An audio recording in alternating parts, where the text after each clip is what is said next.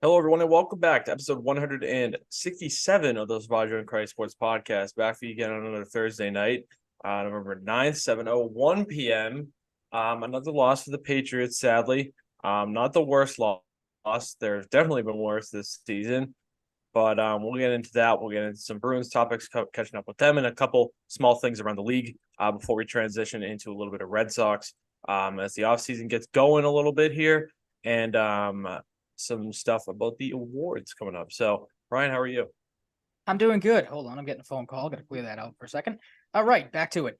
Doing good. You said Patriots lost, not a bad loss in terms of a blowout, but a pretty bad loss in the sense that you lost to a team that had pretty much waved the white flag a week prior, a couple days prior, and trading away their two best defensive players. We talked about it on last week's show.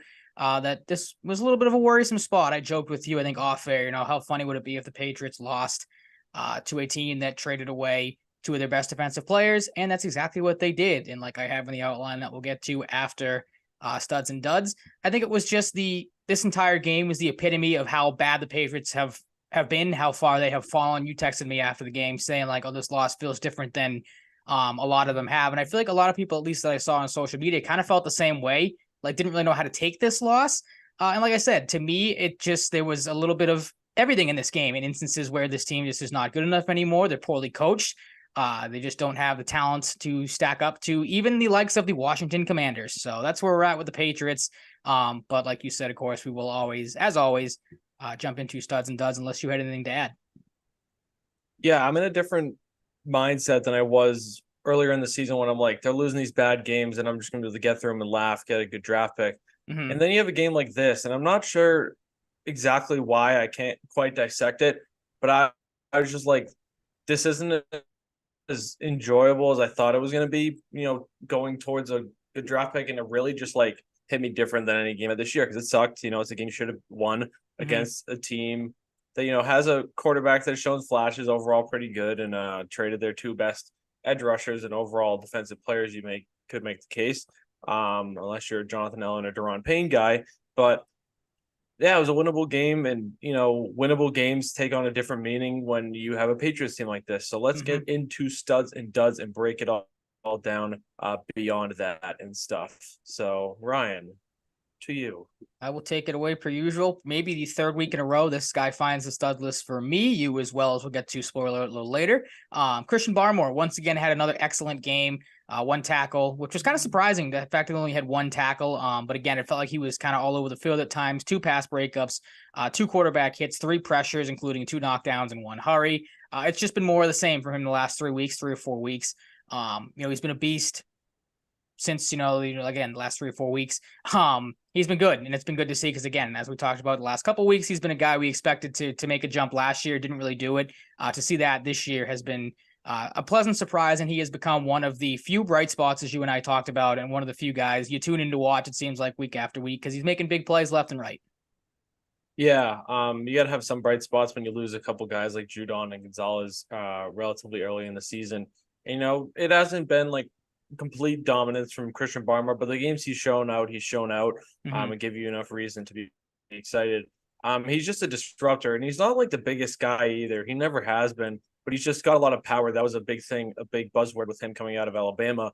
He's got power. He's got, I'm not going to act like I'm a technique wizard, but I feel like he's always, he's never leaving you like confused because he's like got the wrong technique. He's got the wrong play recognition. I feel like he's always in the right spots, at least doing something more often than not. That might be the better way I'm trying to say this, but I think so, yeah. Christian Barmore played really good. I had him as my number 2 stud. Spoiler alert.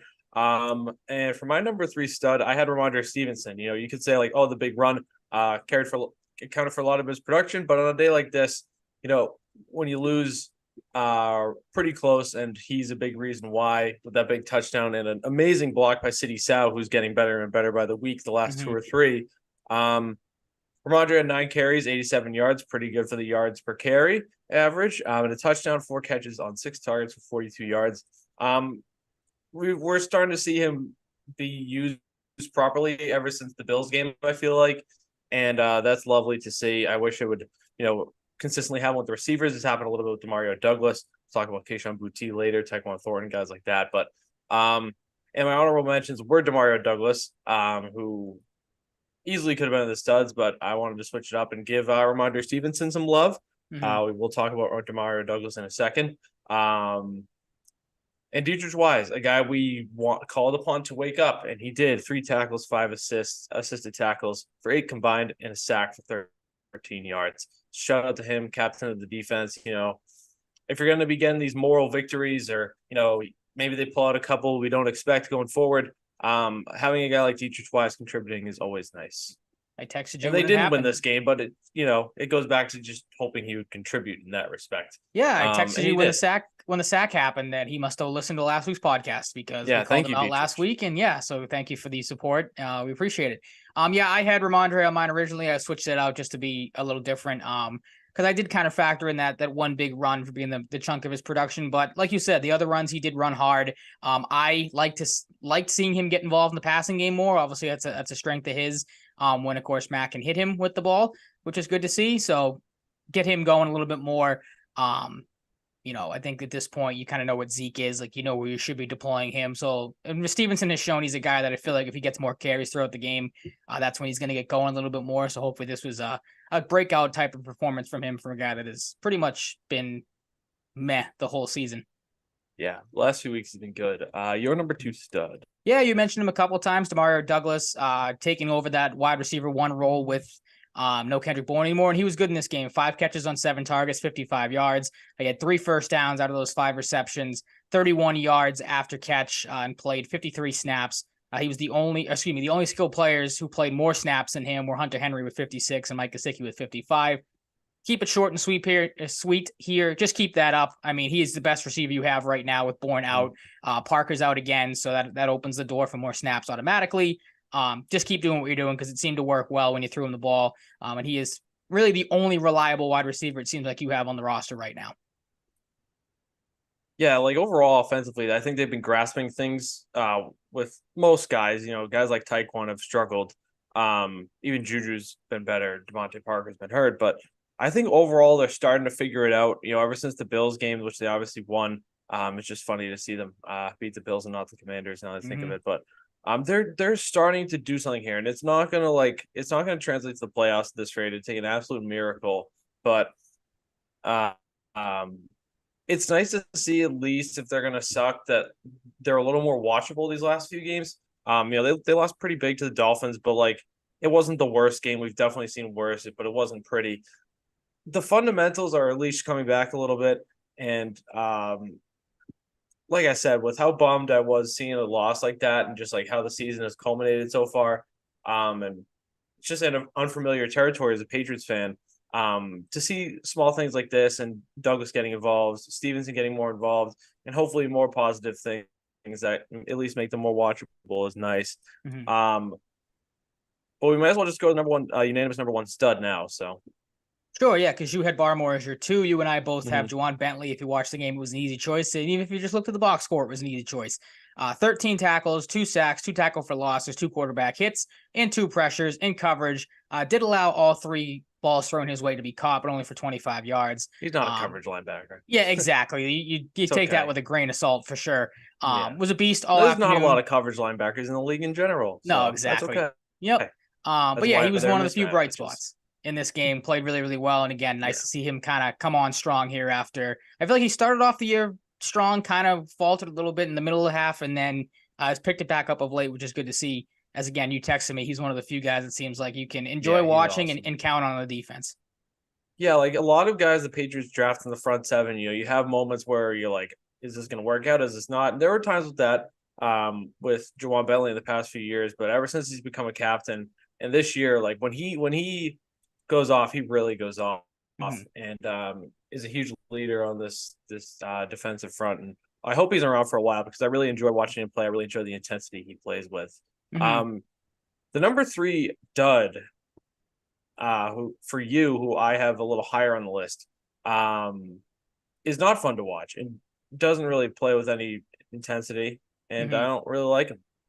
Yeah, he's one of the few guys I think you can make the case for as you're starting to see as the season goes on and the struggles continue that now the talk of, guys checking out all that nice fun stuff. I think Jalen Mills you can put close to the top of that list. 2 tackles in this game, 29 snaps played, 37%.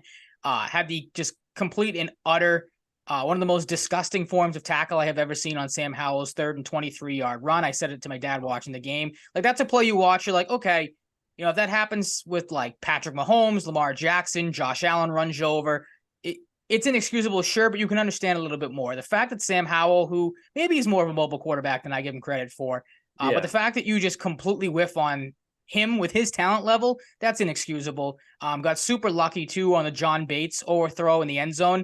Obviously there was a little bit of a miscommunication, but he was the closest guy to him. You and I think it was you that pointed it out. Like, oh, there's Jalen Mills again getting burnt on that play when we were texting during the game. I just find it funny. We talked about it when it happened, or briefly talked about it. Earlier in the season, the guy cried for more snaps on social media. He got more snaps, or a couple more snaps in this game, and has just done nothing with any of his opportunities this year. I was happy when I thought they were cutting him for good in the offseason. Of course, it was just to bring him back on a restructured deal. But if we could cut him, just get rid of him to begin with and just leave him, I'd appreciate that too, because this guy, as you said, is not fun to watch in the defense. No, yeah, he really hasn't done anything this year, and part of that has been snap limitations. But my duds are kind of just like in an order I felt like putting him in. I didn't know what order to put the studs in, so take the order I have with a grain of salt. Equally, yeah. But like I texted you earlier, I think it's very fair to put these guys in whatever order because they weren't making these like consistently egregious, terrible plays. But like they both had very head scratching moments for different reasons. And I put Tyquan Thornton at number 3. We might as well just run through them however we want because we have the same 3. That one route where he's taking too many steps, again, not going to act like I'm a route running guru. I know everything about it, but you don't have to be to know that was horrible though. Like exactly, that was as clear as day obvious. Look, he was trying to cross the guy up like a basketball move. It's becoming more clear that one screw up, either it was a week or 2 ago on a route that he completely botched. There's a football IQ issue here, and it's not good. I'm not saying this is like a negative. He is shockingly skinny. Like he's like the skinniest NFL player I've ever seen. I can't believe he doesn't die on every hit. I thought you'd say he's shockingly dumb. Something's not clicking, and it's not good because spent a 2nd-round pick, and the kid just can't convert. But I will give him the benefit of the doubt. But this is partially due to his play. He only got 12 snaps, so maybe he needs one game with a lot of snaps, can get open, gets a good matchup or good matchups against whatever team, and it clicks and it works. But right now, I'm not super optimistic about Tyquan Thornton. I wanted to give him the benefit of the doubt. Bill O'Brien said, he didn't get a ton of time, like coming back, like he's still learning, still getting back in the mix. So I'm giving him the benefit of the doubt, but it's slowly declining if he keeps this up. And part of it is because he's a 2nd-round pick. I'm holding out hope, and right now I'm not super hopeful. So there's Tyquan Thornton in the mix and our hodgepodge of the order here for Dens. Yeah. I mean, I'm glad you brought up the Bill O'Brien thing because I wanted to touch on it too. And I understand that he has to maybe, I don't know if protect is the right word here, but like has to obviously try to talk up his receiver there. But like to me, I don't buy that. Like I get the guy's been hurt. I get he's dealt with injuries, but you just don't forget how to run routes. Like you've been doing it your whole life. Yeah. You got through college for however many years he was where he was. Like you should know that should be something that, you should be able to do. The 12 snaps thing, again, results in him getting benched because he had the exact same play that Juju had to pick on. Same thing. Slant over the middle, however you want to call it. Ball goes right through his hands, and then you never see him again. So the guy can't catch when it's thrown his way. He can't run routes, or when he does run a route correctly, he can't catch it. I'm not going to knock him for the ball that was overthrown, the one he was wide open on, and if Mac hits him, he probably scores a touchdown on that, or I don't know if there was a defender behind him on that play, but a huge miscue there on the 4th down play, which he was wide open on. But I'm at the end of the rope more than you are. I think with him, I think this is another just bust, swing and a miss on a wide receiver early in the draft that you can get because he has shown nothing. I understand where you're coming from, where you say, you want to see more snaps and stuff like that. But at this point, I think he's another one of these guys that how can you trust him with not being able to haul him when he is thrown his way, and then just the ineptitude when it comes to running routes. Like that was clowned all throughout social media, and rightfully so. Because again, you and I are not gurus in any factor when it comes to that type of stuff, and we'd probably do the same thing out there on a football field trying to run a route. But that was jarring to see how bad that was. Yeah, it was, and yeah, I don't know, man. Like I explained my thoughts, but I'm just still kind of blown away that Still dumbfounded. Yeah. he's struggling like this. So we've already talked some Jalen Mills. We've already talked some Tyquan Thornton. So it's time for Jalen Reagor. Another one that sucks. Not a good way to not a good way to get into the good graces. Maybe get some more time than to drop a ball. He had to dive for right in the red zone. Just a guy that's a plain bust, and that's Jalen Reagor. Mm-hmm. It hurts even more that he is being relied on. Like the guy just shows how bad the roster's constructed. Yep. There's a reason why this guy's been on 3 teams in 4 years. Like this and the late game interception, were just I think the moments that did it for me. Mm-hmm. I'm trying to find an old tweet from that game if you want to get going on some Jalen Reagor stuff. Just my thoughts. Yeah, I mean, it just goes to show what this team is at this point. Poor roster construction, poor decision making. Again, you have a guy who, and I'll get into this when I do the 5 things that stood out.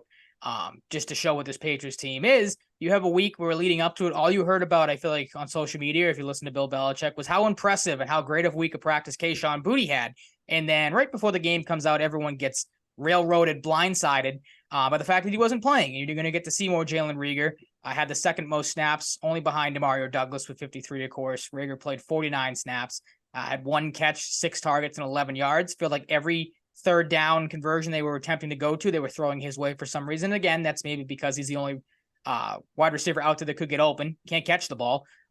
But that's what you're dealing with right now. Again, the fact that, Mac, I think at this point we know has to have everything go pretty much perfect for him to look good and succeed. The second best ball of the year he throws is dropped once again. So that's a huge miscue there. He just sucks. Like the fact that you were between him and Tyquan Thornton, a combined 2 for 10 throwing their way for 18 yards. Might want to spend some money on the receiver position, get some guys in here that actually know what they're doing and can actually contribute, because both of these guys at this point are just bad and are not going to help you in any way, shape, or form, I'm convinced, especially Jalen Reagor. Like maybe if you're like you want to hold out a little bit more hope for Thornton. Reagor's a complete bust and it really shouldn't even be here in the first place. Yeah, well, Thornton is not much. I'll talk about the tweet I was referring to once we get to that moment in the outline. Mm-hmm. That's studs and duds. And our biggest takeaways, starting with the fact that Mac Jones is just not good, and which we knew. Mm-hmm. But it's also he's just not good enough, which go hand in hand. I hope you understand the song reference I put in parentheses. I did. Yep. It didn't even take me. Yes. Yeah. But in the end, it doesn't even matter. Yeah. It's not good. It's not getting better. Had a little bit of hope with the Bills game. Not a lot. Mm-hmm. Just pretty subpar, pretty pedestrian. It's not even a consistent thing that's causing it for him. The O-line is playing better, mm-hmm. and he's still bad. That seemed like to be the thing. Sometimes it's Mac and the O-line is bad and whatever. Sometimes it's Mac is bad and the receivers are bad besides Demario Douglas. Like there's so many different things that clash with one another for what's wrong with the offense that there's truly no way of predicting what is going to happen and what are going to be the key pressure points going into any game. Mm-hmm. That's the best way I can describe it. That's where I'm at with them, is just you tune in at this point to see how they can fuck something up more bad, or if that's even how I want to word that, or even like funnier than the week before. Like I just don't get it. Like you see Sam Howell in this game, who's a quarterback that, isn't going to light the world on fire, but has moments where like makes a big throw here and there. Of course, runs, like I said, for the 23-yard first down. Again, 3rd and 23. It's pathetic that you're giving that up to him. But again, a quarterback that's been able to make some plays, has a decent enough arm where he can make some throws here. Yeah, he missed guys. He made a dumb mistake on the interception. It ultimately didn't cost them in the end because they still won the football game. Like, it's just where you're at. I said it with Mac. It's getting tougher and tougher as the weeks go on to defend him. I'll defend the interception because, again, that ball's right in Juju's hands. You got to pull that in, Yep. especially as good as a game as Juju. Like the first time Juju's had a good game all season, like very well could have found himself on the stud side of things because he was pretty reliable in this game, but has a huge drop at the end. That'll Yep. lead into the second point that, again, your massive And offseason that, hold on. addition. Go ahead. That leads into my tweet that the cornerback had a harder catch to make on that interception than That's Juju right. did. Yeah. Yep. He really did. I mean, it's ball gets tipped You around have a little good bit. game. Like, You have a good game after scoring a touchdown on one pass. That gets you going a little bit. The week before, you have a good game, and then you do that at the end. yeah, because that's all anyone's going to remember it by. Like that. You're better off if you're not going to catch it. Obviously, nobody would do this. Smacking it into the ground. Yeah. Yep. Like then letting it bubble, which obviously makes no practical sense. Yeah. But God, it's just the game was winnable until this, and sucks. No other way to put it. Yeah, I mean, like I said, this is just how I take it, how I see the Patriots at this point. That's one of them. I think that's a ball I texted you that, again, because we're going to keep going back to it, or at least I'm going to, just to help prove the point. I think that's a ball Jacoby Myers hauls in pretty easily. Like, so again, that just solidifies how big of a mistake this Juju signing has been. The other ones for me too, to just lead in again to what the Patriots are at this point. You have your special teams that Bill Belichick loves and leans on so much and spends so much money on. They're dumb. They don't know how to get out of their own way. You had Brandon Schooler on had a fourth quarter face mask penalty that backed the Patriots up to their own 9. That drive resulted in a punt. No surprise there. Ty Montgomery, who is literally just a special teamer. He doesn't do anything else. Same thing with Schooler, of course, but he has a holding penalty that was declined because Mac Wilson. Dude, Ty Montgomery is so fucking bad at football. Like, the Patriots love those type of players, though. Bring them in, cheap money, do one thing, and not do it well anymore. Look, outside of like the Walker Amendolas, the Edelmans, I don't see kickoffs and I'm like, oh my god. But like this, like I might as well just not look at the TV because I know nothing is gonna happen. Yep, pretty much. I mean, you kind of could assume Brendan that too. Schooler and Matthew Slater are the only 2 good special teams players on this team. Anthony Jennings makes a play every once in a while. So does Jelani Tavai. But at this point, they're really making those plays on defense now because they're actually being relied on more than they have been in the past. Yeah, I mean, it's bad. I mean, people will argue it because it may or may not have been a penalty, but Mac Wilson, you can't put yourself in that position to even consider having a defensive offsides penalty called against you. Obviously, that gave the Commanders a new set of downs. And then Schooler, again, had a holding penalty later on in the game, 3 plays later. So, again, Bill Belichick's, he preaches special teams, and that's what wins you football games. Maybe could have lost you the football game there because, again, you have dumb players at this point. Bill Belichick himself showed just how big of a stubborn a-hole he is or was in this game when I just talked about, again, leading up to the game all week. All you heard was Kayshon Boutte. He was impressive at practice. He was good. Boutte, I think himself was said to the media or talked with the media and said, he was looking forward to get going, get more snaps, whatever it was, or just, obviously put it out there that the guy wants to play more. And then come to find out, I was listening to Greg Bedard the other day on Felger and Maz, and he said the little rumblings, the rumors was that the coaching staff and Bill Belichick didn't really appreciate Boutte talking to the media about getting to play more snaps. And that might have been why he did not play in this game for the likes of Jalen Reagor. And again, Juju had a good game, but I think you and I would much rather see Boutte out there than him. You have the J.C. Jackson and Jack Jones stuff about showing up late to the meeting. Jones gets benched for the entire first quarter. Jackson misses the first 2 drives.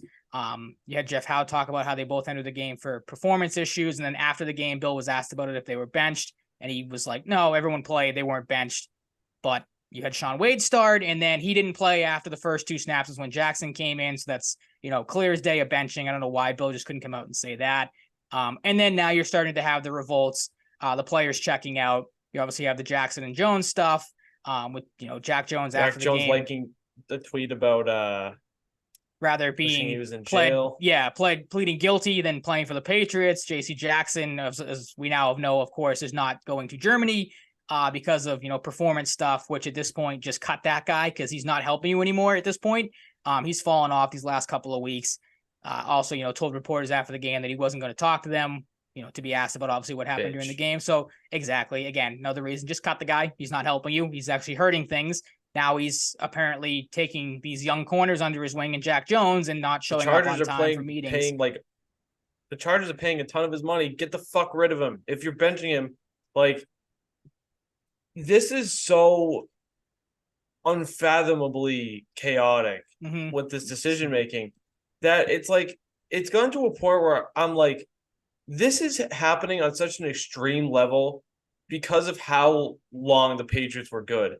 Yep. That long period of success did not just require a fall off at some point. It required fucking chaos, which we are seeing unfold. The booty thing is fucking ridiculous because Devontae Parker and Kendrick Bourne are both hurt, and he still can't get into the fucking lineup. I think this is an excuse. I think this is an excuse to keep him out of the lineup, using this as a more of an issue than it is, because they clearly don't fucking like this kid. Then why did you draft him? Like, I know why they drafted him, because he could have been a first-round pick if things went better in his late tenure at LSU, and he has tons of fucking talent if you can reel it in. They just shouldn't have drafted him. Like, this is it's abundantly 100% clear to me now. They should not have drafted him because clearly it ended quick with a couple mistakes, and he's never going to get a fucking shot again. Which it makes you even more mad too, because it's not like this guy did something like, oh, I don't know, allegedly bring guns to an airport that you could make a case of like, okay, that guy shouldn't be here. This guy just couldn't get his feet in bounds, and now he's going to be held in the doghouse for the entire rest of the season because he fucked up in week 1, his first game in the NFL. Like, it just goes into that Bill Belichick is still stuck in his old ways. Nothing's going to change, and the more that type of mentality continues, you're going to get this, and it's going to get worse before the season ends. I can't wait to see what kind of stories come out after, this Germany game that they're probably going to lose. We're hearing stuff about it's Ben Volen, not coming at the guy's neck, but not the greatest track record with, reporting stuff. No disrespect to the guy, but like, just not like a Schefter or Rappaport. You got that stuff. You got stuff about the team's frustrated with Mac Jones. People have been saying that forever. Yep, that's been going on for a month. I am at the point with how Bill Belichick has handled this that I'm actually infuriated with him now. Not only do I want him gone, I am like dreading looking at this guy now. Like, if the Germany stuff is true, and he might not make it past that game into the bye week and beyond, I'm fine with it. Move on. Give Gerard Mayo his test run. Let him implement these things with actual game reps for a while with this lost season, and let him fully take over, bring his guys in the offseason, whenever. Just do it at this point. Do it. Because they're not going to beat the Colts. Nope. And fuck, this is just annoying. I don't even know what else I have to say. We'll do it when we get to the bye week and we do the schedule of stuff. Something I will say before I forget, Adrian Clem has some health issues, so we wanted to send our best to him. Amidst all this chaos, you have a member of the franchise having to step away from health issues. That's awful. So we want to send our best to him. But holy shit! Like, real quick on that though, I really can't believe it's gotten like this. I can and I can't. Real quick on that. I don't know, because again, I feel like I listen to more talk radio than we've talked about this before. That you have recommended to me that I stop listening to the sports talk radio because it's all just a bunch of idiots. But I heard some of his Bill Belichick's press conference on, I think it was Zolak and Bertrand played it, and they talked about it. It might have been Felger and Maz, one of the two, where they were talking about or play Bill Belichick's answer about Adrian Clem, because obviously he had to tell, he'll be stepping away for a while. And it might have been Mike Reese. I can't remember who the reporter was, but basically just asked, like, is there any information you could get? Like, is it a health related thing? I think just asking to know if the guy is like, okay, if it's not like a massive serious problem. And even the snippy answer that Bill Belichick gave him, of like, well, it's against OSHA practices for me to answer that for. Like, I'm not a doctor. I'm not going to answer that for you. Or like, I can't speak on that. Makes sense. But like when it comes to Bill, it's a different tone. Exactly. Well, that's how it came off. It came off like, go F yourself. I'm not answering that question. So again, it just feeds into the like, dude, could you not be stuck? Like, the guy, people are obviously concerned about this guy's well-being. The shtick is fucking done when you suck. You suck. You 5 years too old. Yeah, you are being exposed, and it's not new. Get rid of the shtick or fucking quit, because you've got a lot of money. I'm fully of the belief now this Bill Belichick stuff coming out of his contract was orchestrated by him to give him some 100%. Job protection. I 100%. think he's fully fucking done. Whether he leaves or gets fired mid-season after the season, I'm officially 100% in there now, not counting on him coaching this team next year or making if it through the season, perhaps. mhm. I'm so unbelievably over it. It is like something I've never felt as a sports fan. I'm so done with this stuff. When your team is playing like this, you're being shitty to reporters. You're in the news for a litany of things now. Go retire. Go to the fucking Commanders. That Well, stupid shit's coming I was out. just gonna say that. Go I'm with like, Vrabel. Go back to Nashville. I was just gonna say I because am enraged about this. I can tell we didn't really touch on this because we To quote Dennis Reynolds, my rage knows no bounds. we Well, didn't it really knows touch bounds on because I don't want to scream and disrupt everybody in my scare building everybody. at the top of my lungs. We didn't touch on those are this the last bounds. week a lot because I think we ran out of time for the most part, or we were trying to keep things quick. We didn't really talk about the Bill Belichick to Washington rumors, but I wonder now after this week if the Commanders are like, I don't really know if we want to trade for you after we just beat you with two of our guys gone and you looked as helpless and lapless as you have. So I'm with you. Like something needs to change. I mean, you saw, I'm not going to say it worked wonders for the Raiders, but one game in, not having a Patriot like head coach with the reports came that's out a today. I good point, saw Ryan. like it was culture problems and stuff like that, and ego problems with Josh McDaniels in Vegas. Maybe a change of scenery, a change of head coach, something will even like not turn things around, but you know what I mean. Brian Dable's not going so great in New York either. I know Daniel Jones has been hurt, but like he clearly doesn't have the luster he did last year. No, not even close. Let's move on, shall Sure. we? Yeah. You can preview another they're playing game the that Colts just is in going to get you Germany. aggravated. Why does the NFL want to play in Germany? Do we not know who the H-Man is? Like, why are we playing in Germany of all places? I don't get it. Want to grow the game. Germany's an odd place to do it. Nothing against the people, but it's just a little bizarre to me.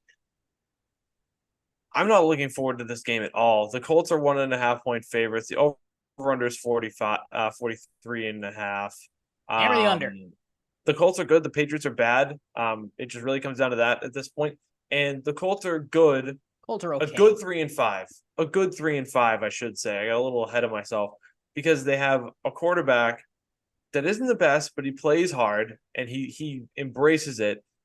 And they have guys that on a team that could have legitimately been a one-win team right now with all the Jonathan Taylor stuff and all the drama and just not a great roster, but is always in games and is a little more competent than the Patriots. I think there's some similarities to the Patriots, but there's so much more competence on this team. And it's pretty shocking because they have a first-year coach. The first time, you did correct that. I was going to say, are they 3-5 or 4-5? They're a good 4-5, I'd say. Shane Steichen, first time against Bill Belichick as a head coach. I think he's done a solid job so far. Obviously, in the front office, getting Jonathan Taylor locked up was a miracle. I thought he was gone 100%. I was ready for him to be an Eagle at the deadline. They're a better team and they play with heart. And I wish the Patriots could take something from this game, at least for the future, because I think Indianapolis is going to come out here and show you that not only are the people that doubt them perhaps wrong if they can put some wins together and maybe be in playoff contention, but like you need to watch out for a team like the Colts, stabbing you in the back and winning when they shouldn't. And they're going to win when they should this week against the Patriots. And I think this could be it. Losing in Germany, going 2-8. Heading into the bye. I'm kind of feeling last Belichick game vibes, and they lose by potentially a lot. Yeah, I mean that's my I could care less about the game at this point. I'm fully, to spoil it real quick, I'm picking the Colts on this one. I think it's not going to get any better. I can't imagine how much worse it's going to get, but I think this will be one of those games where it's like, why did I even turn the TV on? So that's my thing too, is like, I'm looking to see if this is it. Like you've touched on with the Ben Bowl and stuff, have been rumors about Bill Belichick. Mike Reese talked about it on Toucher and Rich. He didn't say specifically he knew anything like this was going to happen. I saw the Bruins just scored. But I literally texted my family group chat 10 minutes ago that Frederick needs to chip in more. And he was the one that scored. There you go.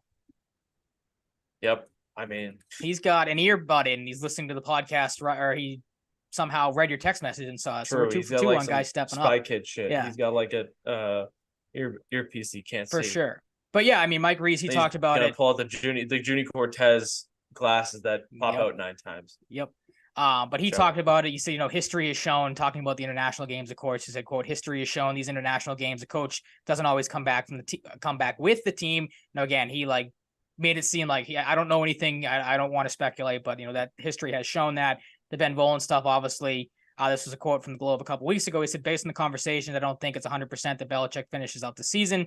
These next 2 games before the bye are huge, particularly the Germany game, which is particularly the team Super Bowl for the Crafts. If Belichick loses at home to the Commanders, which happened, and then the Colts, comes home from Germany with a 2-8 record, I think there's a chance the Crafts could make the move in the bye week and install Gerard Mayo as the interim coach for the final 7 games.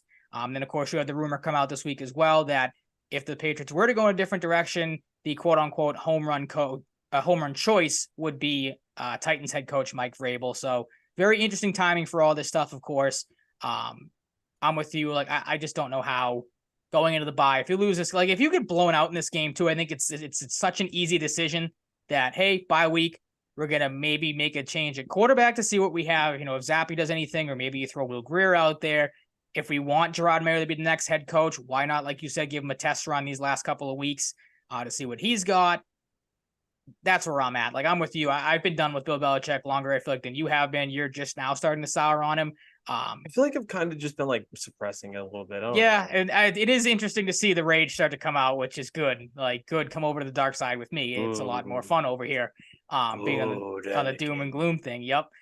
But yeah, that's where I'm at. Like, if this gets ugly, which I think it will, I think the funny thing too for me this week is all the national media people that are like, "Oh, you can't fire Bill Belichick after all he's done." Like, what are you people talking about firing Bill Belichick? Why not? Any other coach that's going to be potentially 2-9 or 2-8, like they are now, like, or 2-7 as they are now, 2-8 potentially. Yeah, anybody else is gone. Like, well, why can't we fire a guy that's past his prime at this point? Like, are we just supposed to stick it out with him for the next 10 or so years and live in mediocrity? Like, this is not going to change unless he does, and he's not going to. So I don't get where that's coming from, where it's like, after all he's done for you, like, you can't let the guy go. Yeah. Sure you can. He sucks now. He's not getting it done. It needs to change. Yeah.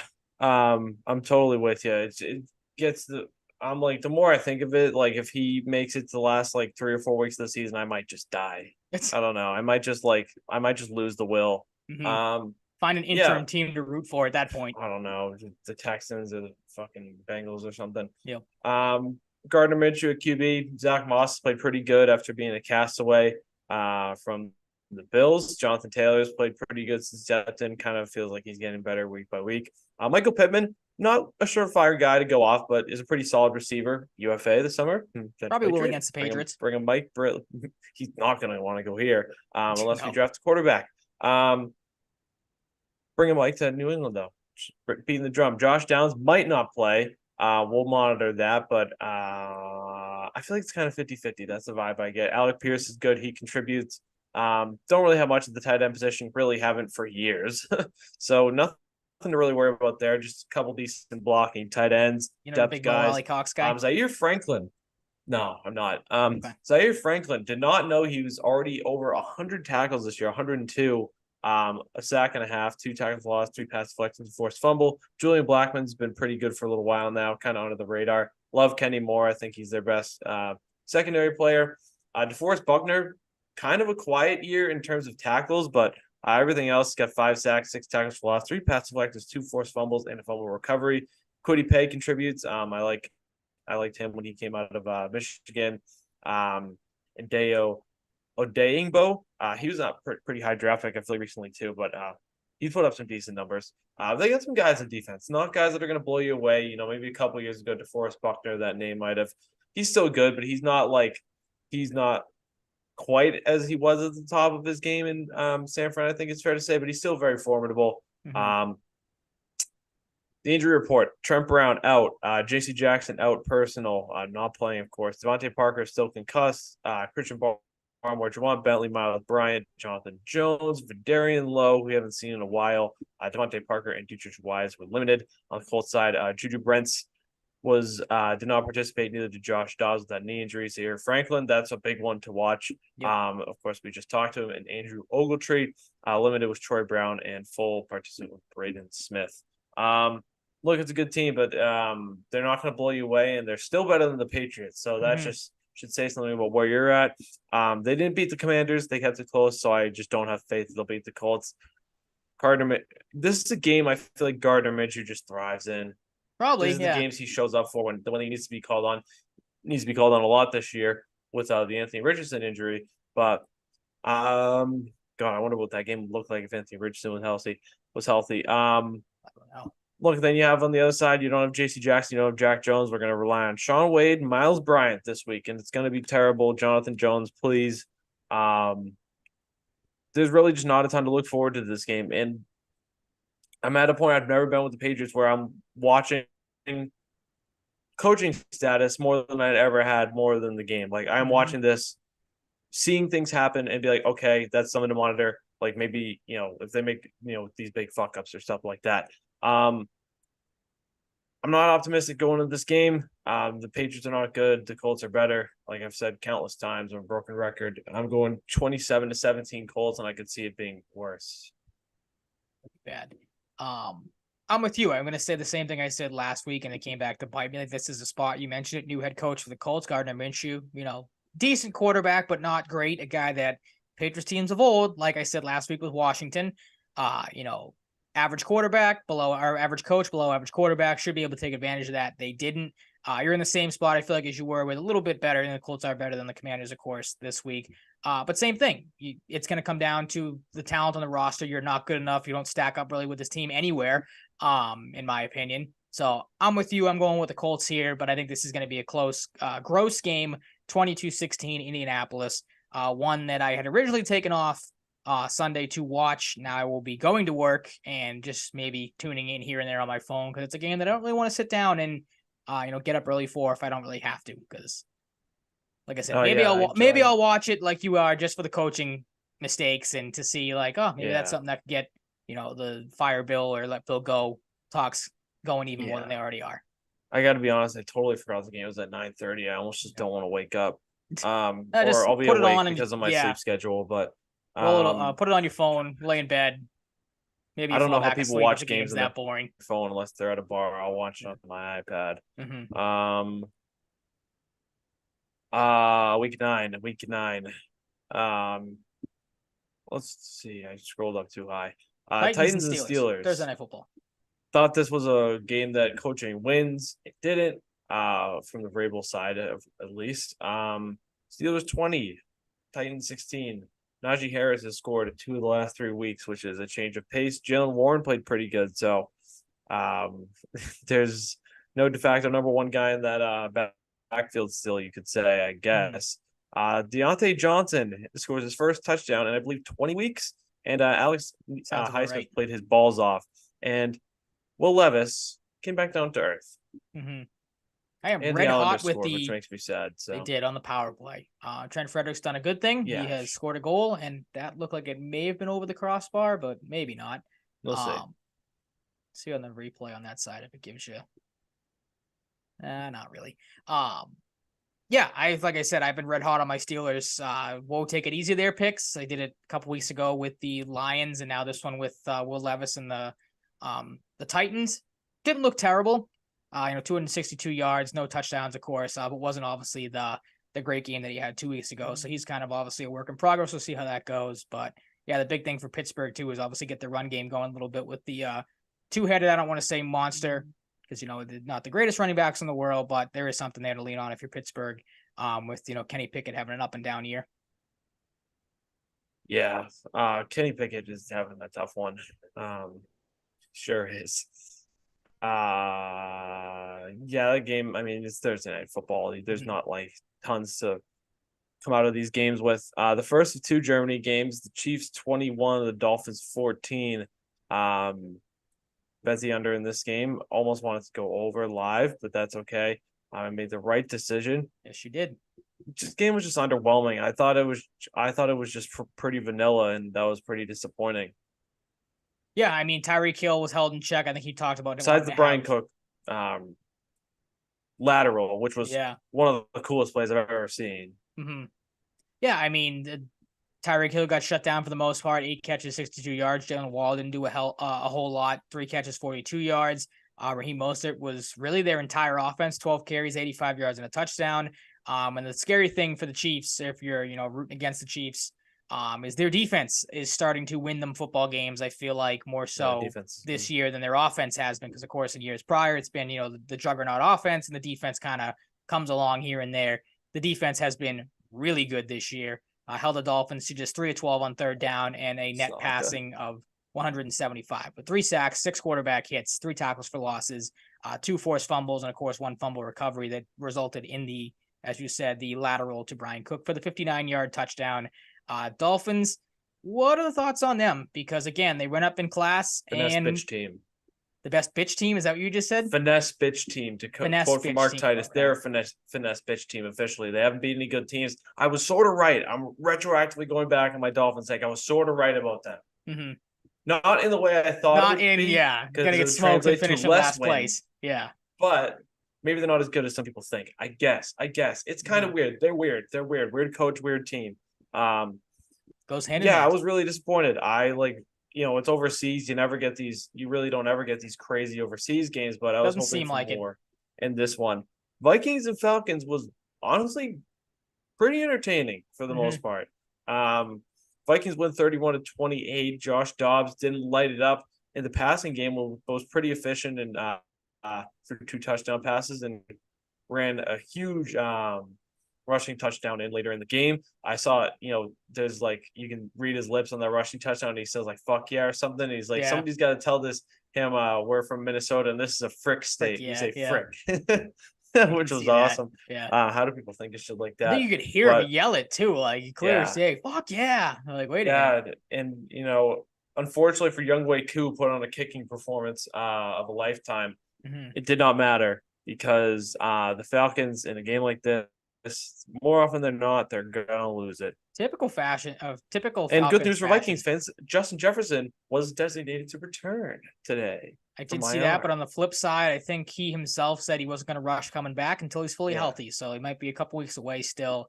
Obviously, the 2 not having Cam Akers stinks. He suffered another Achilles injury to, I think, his other Achilles that wasn't the one that was repaired. So that's a tough loss there. And then the big thing too, the Falcons just continue to just not know how to use offensive players. We were Bijan Robinson. I don't know if you saw this stat on Twitter. I think all season has had 1 rush within 5 yards of the 5-yard line. Yeah. So he does not get used in the red zone, does not get used in the goal line. It is absolutely insane that we need to banish the Atlanta Falcons from the NFL.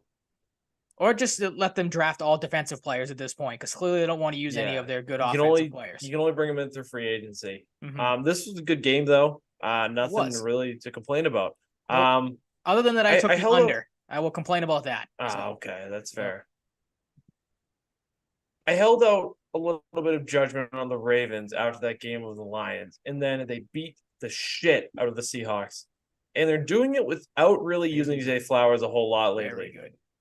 The Ravens. Lamar wasn't even that good in this game. No, he wasn't. Mark Andrews, we saw the story about how he's a diabetic and he needs to be checked on I think 20 times a game, which is crazy. Yep. I can't even imagine that. Keaton Mitchell. Nobody really knows who this guy is. He's good now. Gus Edwards scores 2 or 3 touchdowns a week. Justice Hill contributed. Odell Beckham Jr., we saw some life from him. Geno Smith did nothing. Kenneth Walker did nothing. Jackson Smith and Jigba, who struggled to see the field much start to the year, was their most offensive player. This was a bizarre one, and I think at this moment you could say the Ravens are the best team in the NFL. You could make the case. I mean, they're up there with the Eagles. I think it's the Eagles. I think they're better than the Eagles by kind of a decent margin. Okay, then. But I mean, they don't have an AJ Brown. Yeah, I was gonna say I like the Eagles' weapons a little more. You could go hand in hand and just put them together. And the Eagles have the advantage on the O-line, I'd say. Yep. They've got a powerful defense. The Ravens do too, but I wouldn't necessarily say it's on the same level. But this is a Ravens team that right now is downright fucking terrifying because They're scary good. Yep. it's not even like you're putting up a ton of points like a Dolphins way that they were doing earlier in the year. You're doing it and you're giving the opponents nothing, which is Yeah. absolutely terrifying if you're looking to potentially play them in the playoffs because nobody should want to play this team right now. The Ravens are fucking absolutely legit. Mm-hmm. I feel like the Dolphins are going punch to punch with people. The Ravens are just coming out and slugging you once, and that's Yeah, the fight's over right then and it's there. pretty Like, shocking. yeah. We knew they were good, but Yep. this is pretty bonkers and extremely impressive. For sure. With one Harbaugh, you got this, and the other one you got a cheating scandal. So Nice. the yin and the yang of everybody's favorite brothers. Mm-hmm. This was a blowout in a different way, and it's because the Cardinals are what we thought they were, but maybe not. Kyler Murray's coming back, set to start, but we saw Clayton Tune in this game, and Clayton Tune was drafted in the mid rounds. I'm not going to be mean to him for a reason. He's just not an NFL quarterback. He's not close to being an NFL quarterback, but they didn't draft him to be. But this is where the Cardinals are at. And they also did it to themselves, but because they traded Josh Dobbs. I was gonna say you could have put this kid in a worse spot. Like you just put this kid in the gauntlet. You put him against arguably the best, at least from the front half defense of the league, and guys like Denzel Ward and Greg Newsome aren't slouches either. Jeremiah Owusu-Koramoah, guys like that. But Tomlinson show up, Harris, Smith, Elliott, Myles Garrett, and Grant Delpit all had a half sack or more, had 2 interceptions, 10 tackles for loss, 10 QB hits, 8 pass deflections, a forced fumble, and a fumble recovery. The Browns just showed up and took care of business relatively easily here, and I'm like at the point where now I do feel bad for the Cardinals. mm-hmm. Sometimes if a team you hate and they suck, it's like you're kind of like whatever, haha.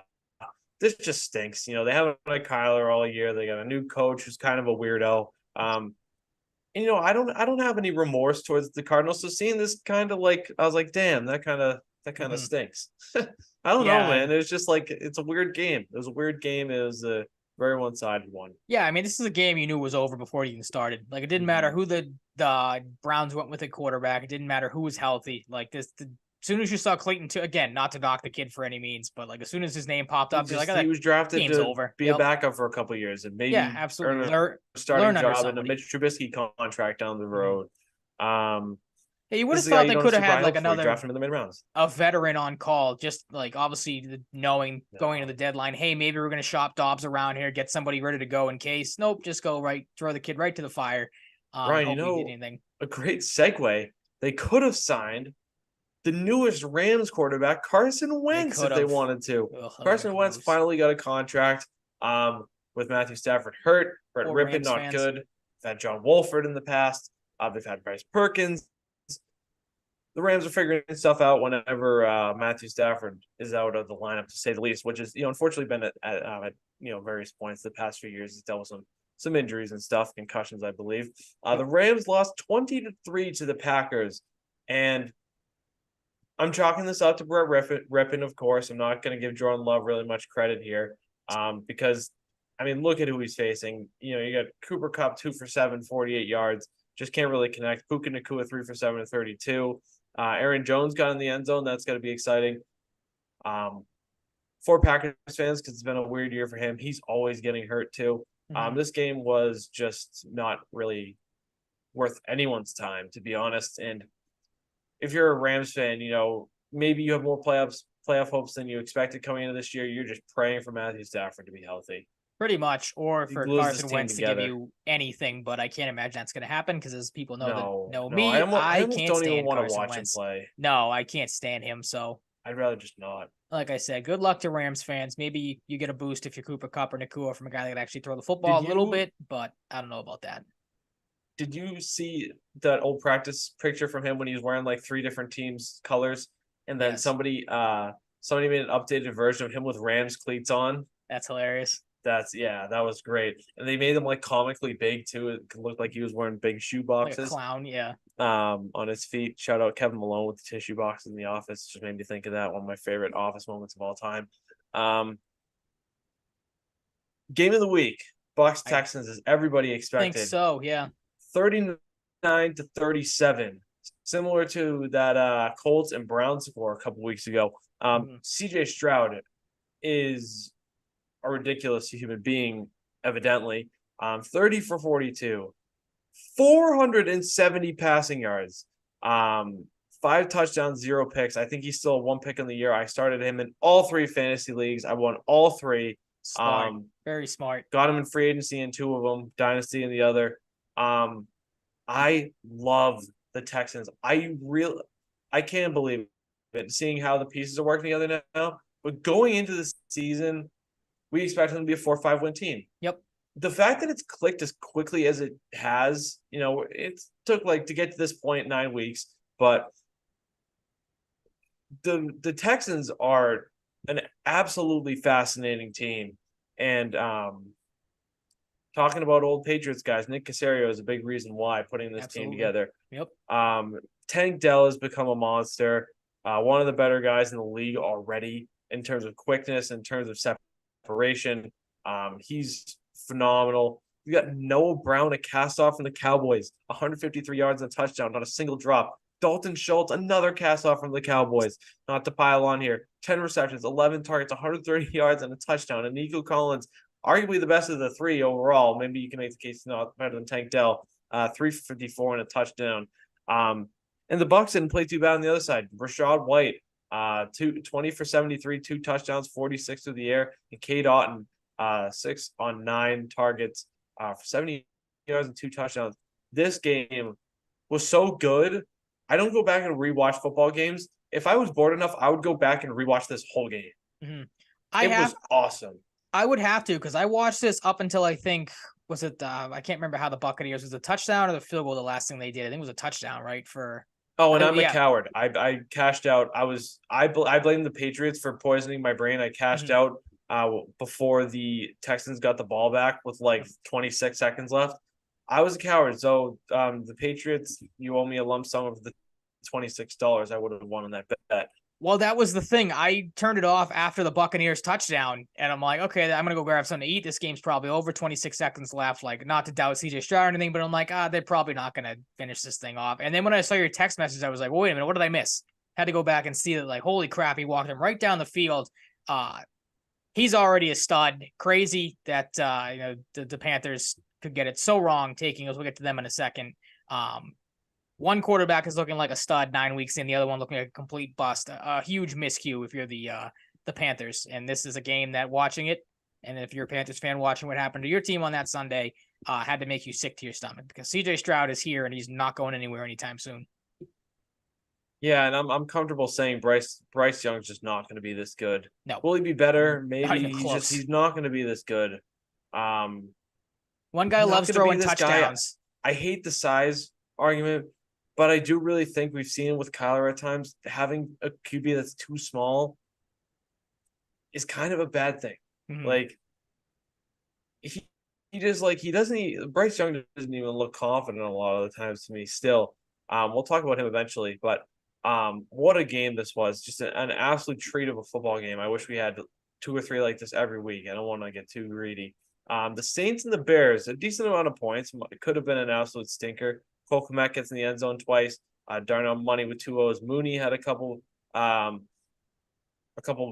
moments in this one long catch in particular. Deontay Foreman steps up. Tyson Bagent, those were 2 touchdown passes, but you kind of lose sight of that when he throws 3 picks and fumbles. And lost a fumble, yep. Taysom Hill continues to be a weirdo, a football alien. And the Saints pull this one out. I don't really have a ton of takeaways from this game, to be honest, though. No, I didn't really catch any of this game except for, again, like you said, Taysom Hill. If it is the Saints and the Bears, I really don't have a ton to offer. Not really. Yeah. They're just not fun. I mean, the Saints have been recently a little more, but so much so that I don't even have my work monitor over here because I don't care about the football game. I'll watch it after the podcast. Mm-hmm. I got the Bruins on my iPad, so I don't know. I can't remember. I just short-term memory loss. Which game that we've discussed and you said you didn't want to spend a whole lot of time on, or didn't really catch a whole lot of time on. I'm very curious to see next week when we do this how much time we spend talking about this week's Thursday night football game of Panthers and Bears, with no Justin Fields or anyone really worth watching in that one. So no, let's move on. Colts and Panthers. If the Colts can beat the Panthers only 27-13. Maybe the Patriots keep it close, but I don't really know. Maybe they have a chance. Really Bryce Young, we talked about. Mm-hmm. 24 for 39, 173 yards, a touchdown, and 3 picks, 43 yards on the ground. Yep. Jonathan Taylor played good. Colts defense was good. This game just wasn't exciting. No, I was gonna say Mac's been bad, but I don't think he has 2 pick-sixes to the same guy batting him. Like that He just hasn't. shows how stupid Don't Bryce test Young him. is. Yeah. Like I Oh don't get it. boy. It's just like I said to you. I don't think it's too early to say. I know you did it with Trevor Lawrence in his rookie year. I'm gonna take a page out of your book in 9 weeks in and say that Bryce Young, in my opinion, is fully a bust. He is not going to be good. No. And really, this game, any game with the Panthers is just a bummer to talk about. Correct. Um, Much like it is with the next two God. teams. Good God, Giants and Raiders. Like we're gonna get a game like this with two bullshit teams every week. It feels like we have been for a while. Well, But the this week Raiders, was a horrible slate games wise. Like, oh, it was so bad. yeah. The Raiders figured some shit out though. Like Devontae Adams still a work in progress, but they're smoking cigars and backwoods after the game. I don't know if those are the same thing. I don't know what exactly they were smoking. I saw Max Crosby smoking a backwood though. I feel like I saw other regular cigars otherwise. I don't know. Yeah, I saw that video. It doesn't really fucking matter. Josh Jacobs gets in the end zone twice, 26 carries. Aiden O'Connell really didn't have to do anything. It was kind of weird because the Raiders defense, led by Max Crosby with 3 sacks, had 8 of them. 2 interceptions, 9 QB hits, 8 tackles for loss, 5 pass deflections, and a forced fumble. Every sign you see about the Raiders now is just how relieved they are. You had Devontae Adams talking to an NBA ref saying like, "Oh, it's gonna get better." Like the ref, like saying how pumped he was. Like the Raiders, things are a little different in Vegas. You got the Golden Knights playing good. You got the Raiders playing good maybe now, and the Giants are just at a point of no return. No, And the Patriots are, and I'm going to the Patriots Giants game on my birthday. Oh God, can you sell those tickets and go somewhere else? No. We're too deep. Fair enough.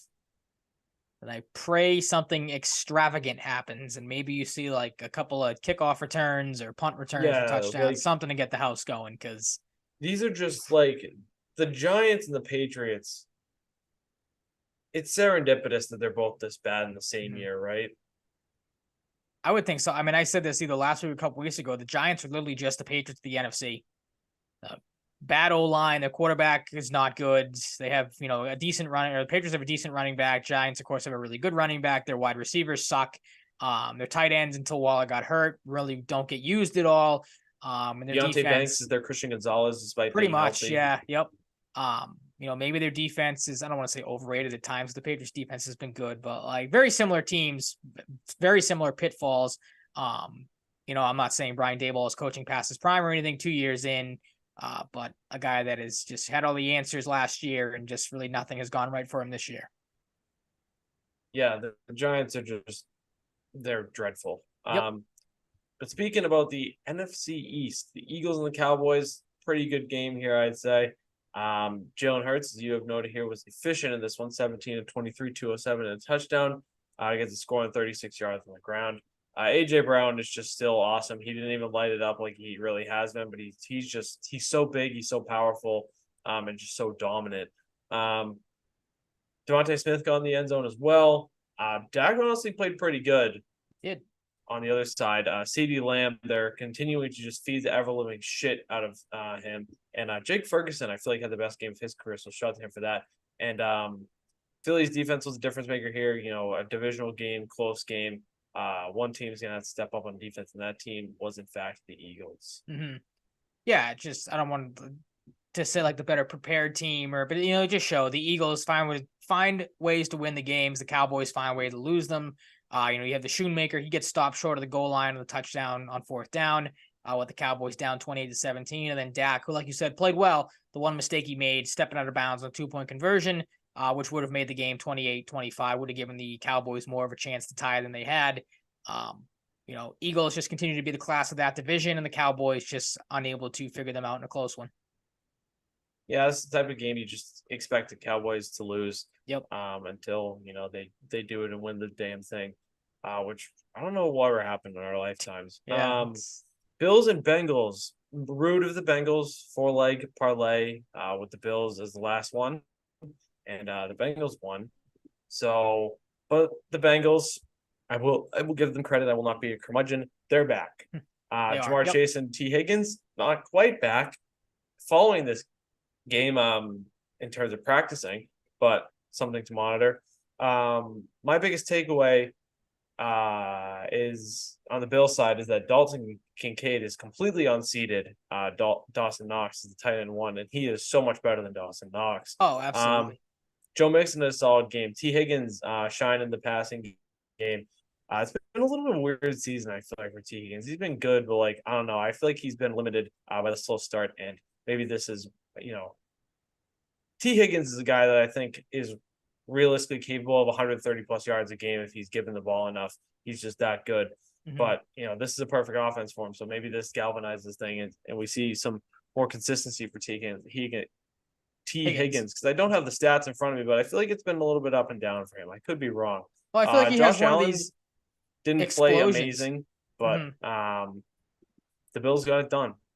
Yeah, I was just gonna say, I feel like T. Higgins has one of these explosions, and then immediately the next week he's hurt again. So like the guy just cannot stay healthy this year, which stinks because obviously a guy that I like, I'd like to see the Patriots make a run at in the offseason. They probably won't because that costs money. But yeah, if he's fully healthy, ready to go, Joe Mixon, as you said, he played well in this game, found the end zone. I'm with you. The Bengals have looked as good as they've had all season. Look like they are back. And like you said too, the Bills starting to maybe get a little bit of a pass catcher outside of Stephon Diggs to use in that offense. Because at times they do look one-dimensional with just Diggs and Allen, carrying the load. But the big thing too, Bengals obviously knew what it took to. What's up? What are you whispering? Gabe Davis. Yeah, they don't use Gabe. Gabe Davis, I think, had 0 catches and 0 targets in this game. I know, but Gabe Davis is good. He is, but they don't use him. So that's on them. Gabe Davis is good for like a massive playoff game and then very streaky regular season games. Like that's what he is, in my opinion. But I mean, the Bengals, they knew what it took to win, keep the ball out of the Bills' hands. They killed them in time of possession, 36 minutes, 38 seconds for the Bengals compared to 23-22 for the Bills. So you keep the ball out of Josh Allen's hands. You make him make a mistake or two like he did in this game. Again, another terrible interception. You're going to find a pretty good way to beat the Bills. Yes, I would like to see these teams face each other in the playoffs every single year. As would I. For the rest of time. Yep. Chargers and Jets. Sucked. Oh God, just the Jets are weird. They're a weird team. The Chargers are weird in a different way. We had a punt return touchdown in this game. The Jets defense tore it up, and their offense did it. And the Chargers defense tore it up somehow more. 8 sacks, 2.5 from Bosa, 2 from Mack, 2 from Tuipulotu, 1 from Marlowe, and a half sack from Fox. 8 QB hits, 7 pass deflections, 4 tackles for loss, and 3 forced fumbles, all recovered by the Chargers. That's a pretty damn good defensive game. And my God, I don't know any Chargers fans personally, but like you have to absolutely hope this is the game that like they really start to figure it out consistently. We see those like 370-yard passing games consistently from Herbert that we've been used to a little bit. And the Chargers finally, make a name for themselves because I don't know if they do. I'm looking back to this game. Yeah, I mean, you can, but like Justin Herbert didn't light the world on fire in this way. I think he had like 100 and I don't even know, mid 100s passing yards. It was mainly Austin Eckler, 14 carries, 47 yards, found the end zone twice on I think 2 like 1-yard rushing touchdowns.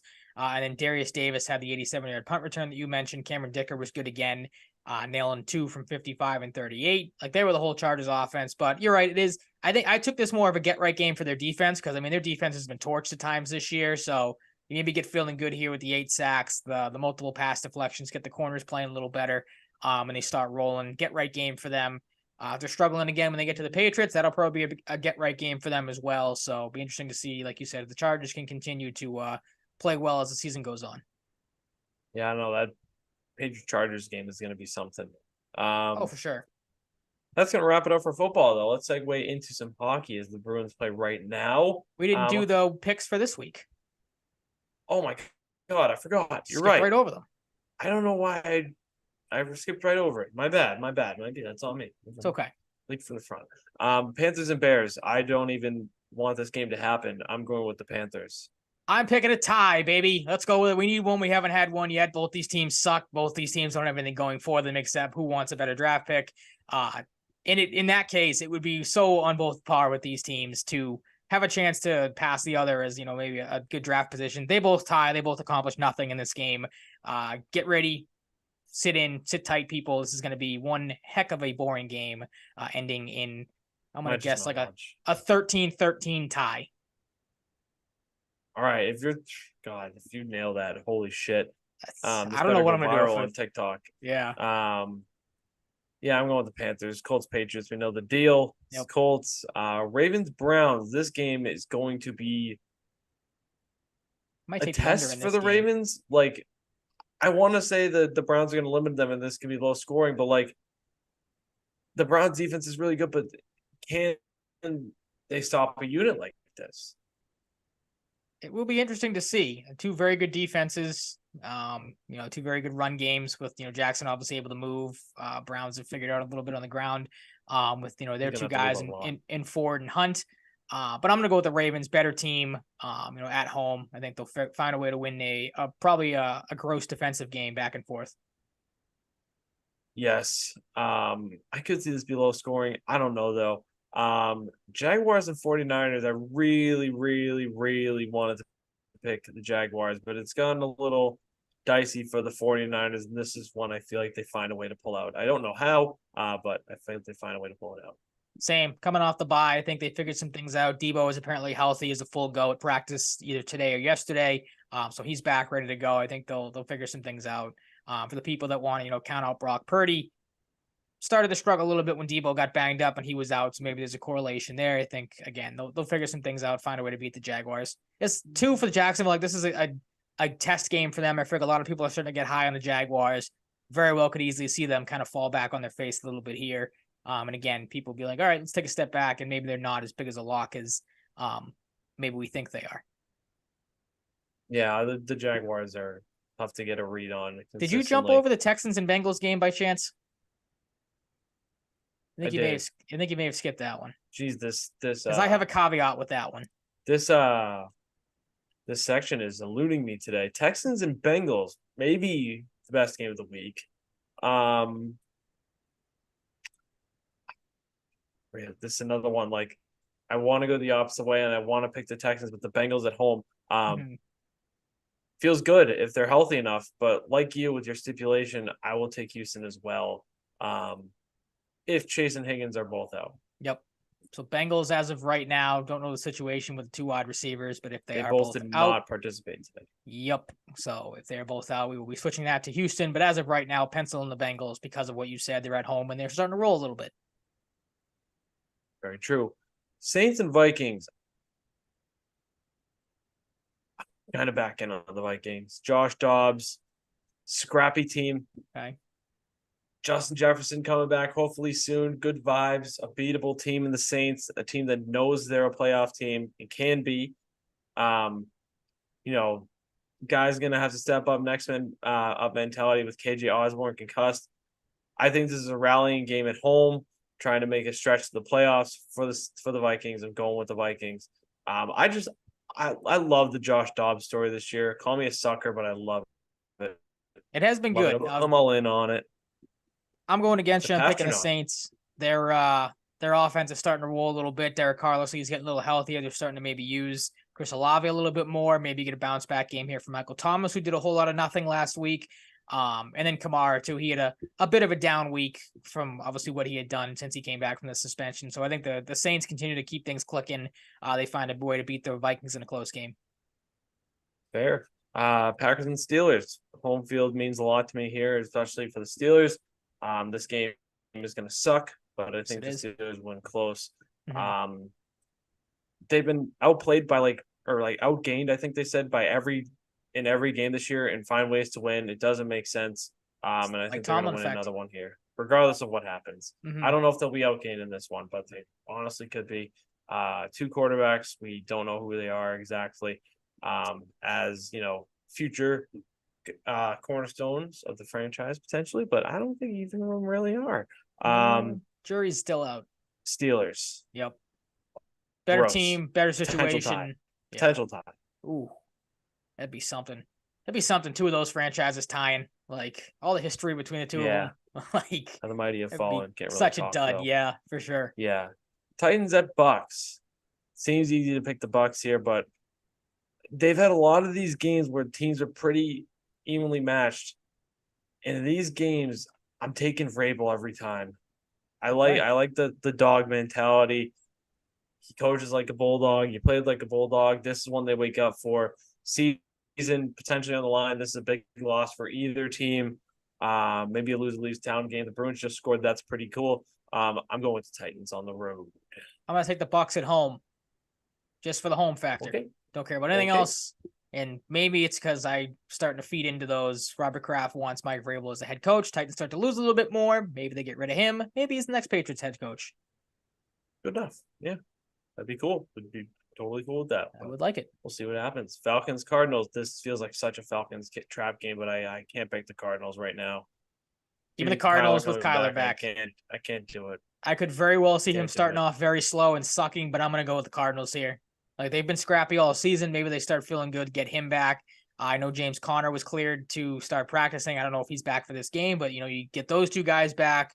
Hollywood Brown obviously had a great connection with Kyler last year. He starts to play a little better. Maybe the Cardinals steal one again from a Falcons team that just does not know what to do when it comes to the offensive side of the ball, except run screens for Jonnu Smith and make him look like a functioning tight end, something the Patriots couldn't do, which is crazy. Yeah, hilarious team, frustrating team. Mm-hmm. Lions and Chargers. This game should be like, oh my god, points, but I don't know. I feel like the Lions might kill the Chargers. They're in a tough state right now. So maybe still, I doubt they're still reeling, but still have that Ravens loss in the back of their mind. I think the Lions these next couple of weeks are going to want to reestablish themselves, and I think they do it with a relatively easy win against the Chargers on the road. Mm-hmm. Chargers, if the Jets had any sort of competent offense, arguably could have lost that game or could have been in a more dire situation than they were, but the Jets made it easy for them. The Lions will not. I think the Lions, they're coming off a bye too, if I'm not mistaken. So them off a bye, feeling good about themselves. I think they'll roll over the Chargers. Agreed. Forgot about the bye too. Excuse me, Cowboys and Giants. There is no reason to ever pick the Giants for the rest of the season besides maybe against the Patriots. And if that is a thing, that really makes me want to do bad things. Mm-hmm. The one hope we will have as Patriots fans for that game is that you will be in attendance and your record is very good when it comes to the Boston sports teams. So hopefully you can bring them some success and not a lot what would be just an absolutely laughable, pathetic loss to the Giants. I'm going to go with the Cowboys, though. Like we said, it's the easy pick here. Don't be stupid. Pick the better team. Agreed. Another game, wanted to pick the Commanders, really did. Seahawks aren't like a surefire win against teams they're even close to on the same page as. Like, I don't know. I feel like this is a winnable game for the Commanders. But like the Seahawks aren't that team that like the Lions that can blow you out, the Ravens that can blow you out. The Seahawks can. I just, I don't rely on them to do that. I'm kind of just rambling here. I'm going with the Seahawks though. Yeah, I'm going to pick them too. Coming off a horrendous loss, I think they bounce back. Maybe the Commanders ride a little bit too high off the win against the Patriots. Seahawks find a way to take this one at home. Excellent. Jets and Raiders. Oh, God, I'm telling you, what did I say earlier? We get a game like this every week. Gross game. I'm going with the Jets. I think they're going to win like this just feels like a 13-10 game. I'm going to go with the Raiders. Again, I think the Jets offense is just horrendous. It showed it last week against the Chargers. Raiders feeling good. With a big culture change that obviously helped them last week. I think they'll find a way to squeak this one out in a game that very well could be like a 12-9 ball game. 13-10, 12-9, pretty close. Bills and Broncos. The Bills beat the Chiefs, or the Broncos beat the Chiefs. I don't care. It's the Bills at home. Come on. Yeah, it's easy. Bills need to start picking up some wins. They find a way to do it against the Broncos. Agreed, Ryan. And now we can segue to Bruins as I tried to do preemptively earlier. My apologies. Mm-hmm. Toronto, controversial one on the second, a week in the past. A win in the shootout, 9-0-1, puts them on the season at this point. Jeremy Swayman played pretty solid, 33 saves, 35 shots. Bruins outshot the Leafs 40-35. The Leafs were 33.9% of the dot, which is pretty bad when you have a lot of money tied up in your centers. We had Lowry to Carlo to Zaka for point numero uno for Mason Lowry. That was pretty awesome. I would like Jake DeBrusk to score some more. He scored here. Maybe that's nice. The start. Maybe he scores tonight. That would be pretty cool. And he looked relieved. Like he was like the kind of celebration. He's like, oh yeah, finally, like we did it. Like, get over here. Which was nice. Matthews and Marner score a couple quick ones. The guys you would expect to, make the game a little interesting in a situation like that.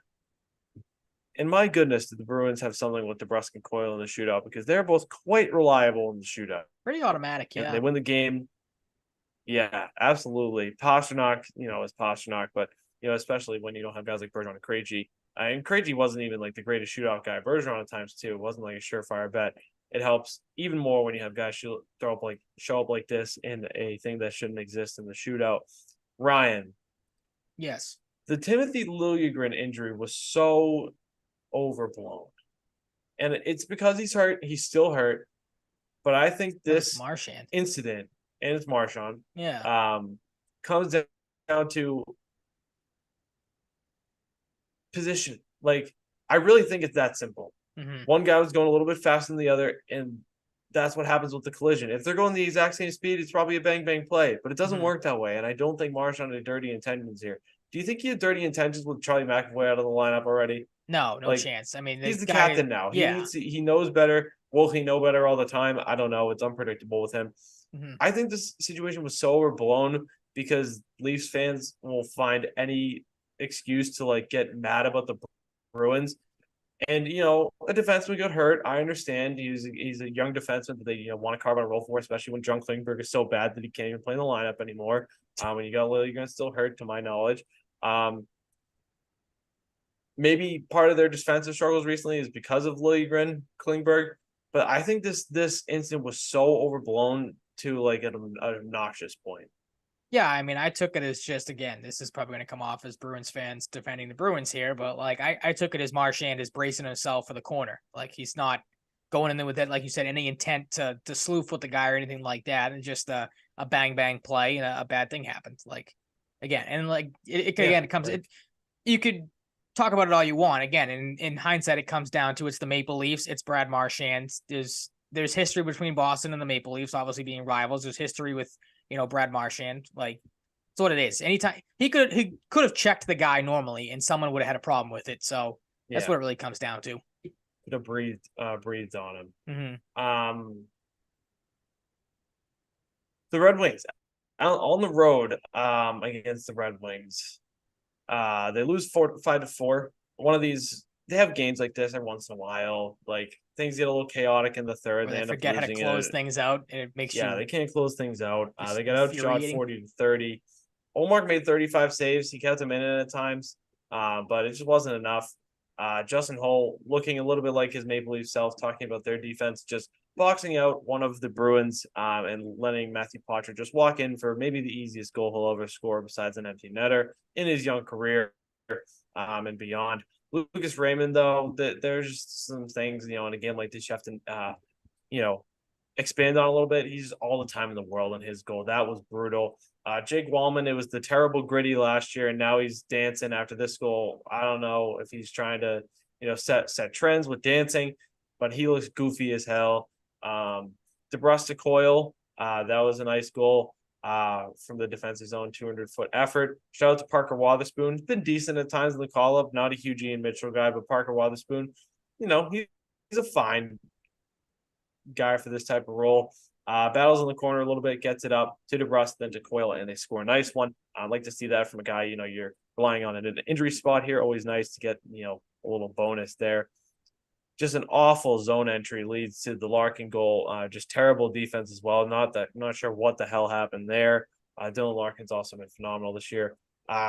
David Perron pranks Linus Olmark, whiffs on a wrist shot, and then buries the loose puck. So that sucked. That's a tough one to see. And just it was a little bit of a goofy game. Then you have JT Comfort come in, hit it off the crossbar, and it bounces right to Andrew Copp, who scores the 5th goal. Bruins can't catch up. And win this one, they lose 5-4. The thing that really bugged me about this game, though, I thought there were two really tacky calls on Pastrnak and Coyle at the end that you don't call in a game like this. It's the Bruins trying to come back, and you're calling these nitpicky, ticky-tacky type of things. Hate that shit. But that's part of the reason the Bruins lose. But Omar struggled at times. The defense, not their best game. And, these are just the types of games you lose every once in a while, unfortunately. Dallas next up. A big win, a big 3-2 win over the Dallas Stars. Very good team this year. On the road as well. Jeremy Swayman truly played one of the best games of his career. I don't know how much you caught of this one, but God, not a whole lot, to be honest. I heard he was excellent though. He was so good, and I really found a different gear with appreciating how good Jeremy Swayman was when he said in the offseason, like, we hated what happened last year, and we're not going to let it happen again. He's playing that way. He had like a base level skill set. Right now. Vezina favorite, you can make the case.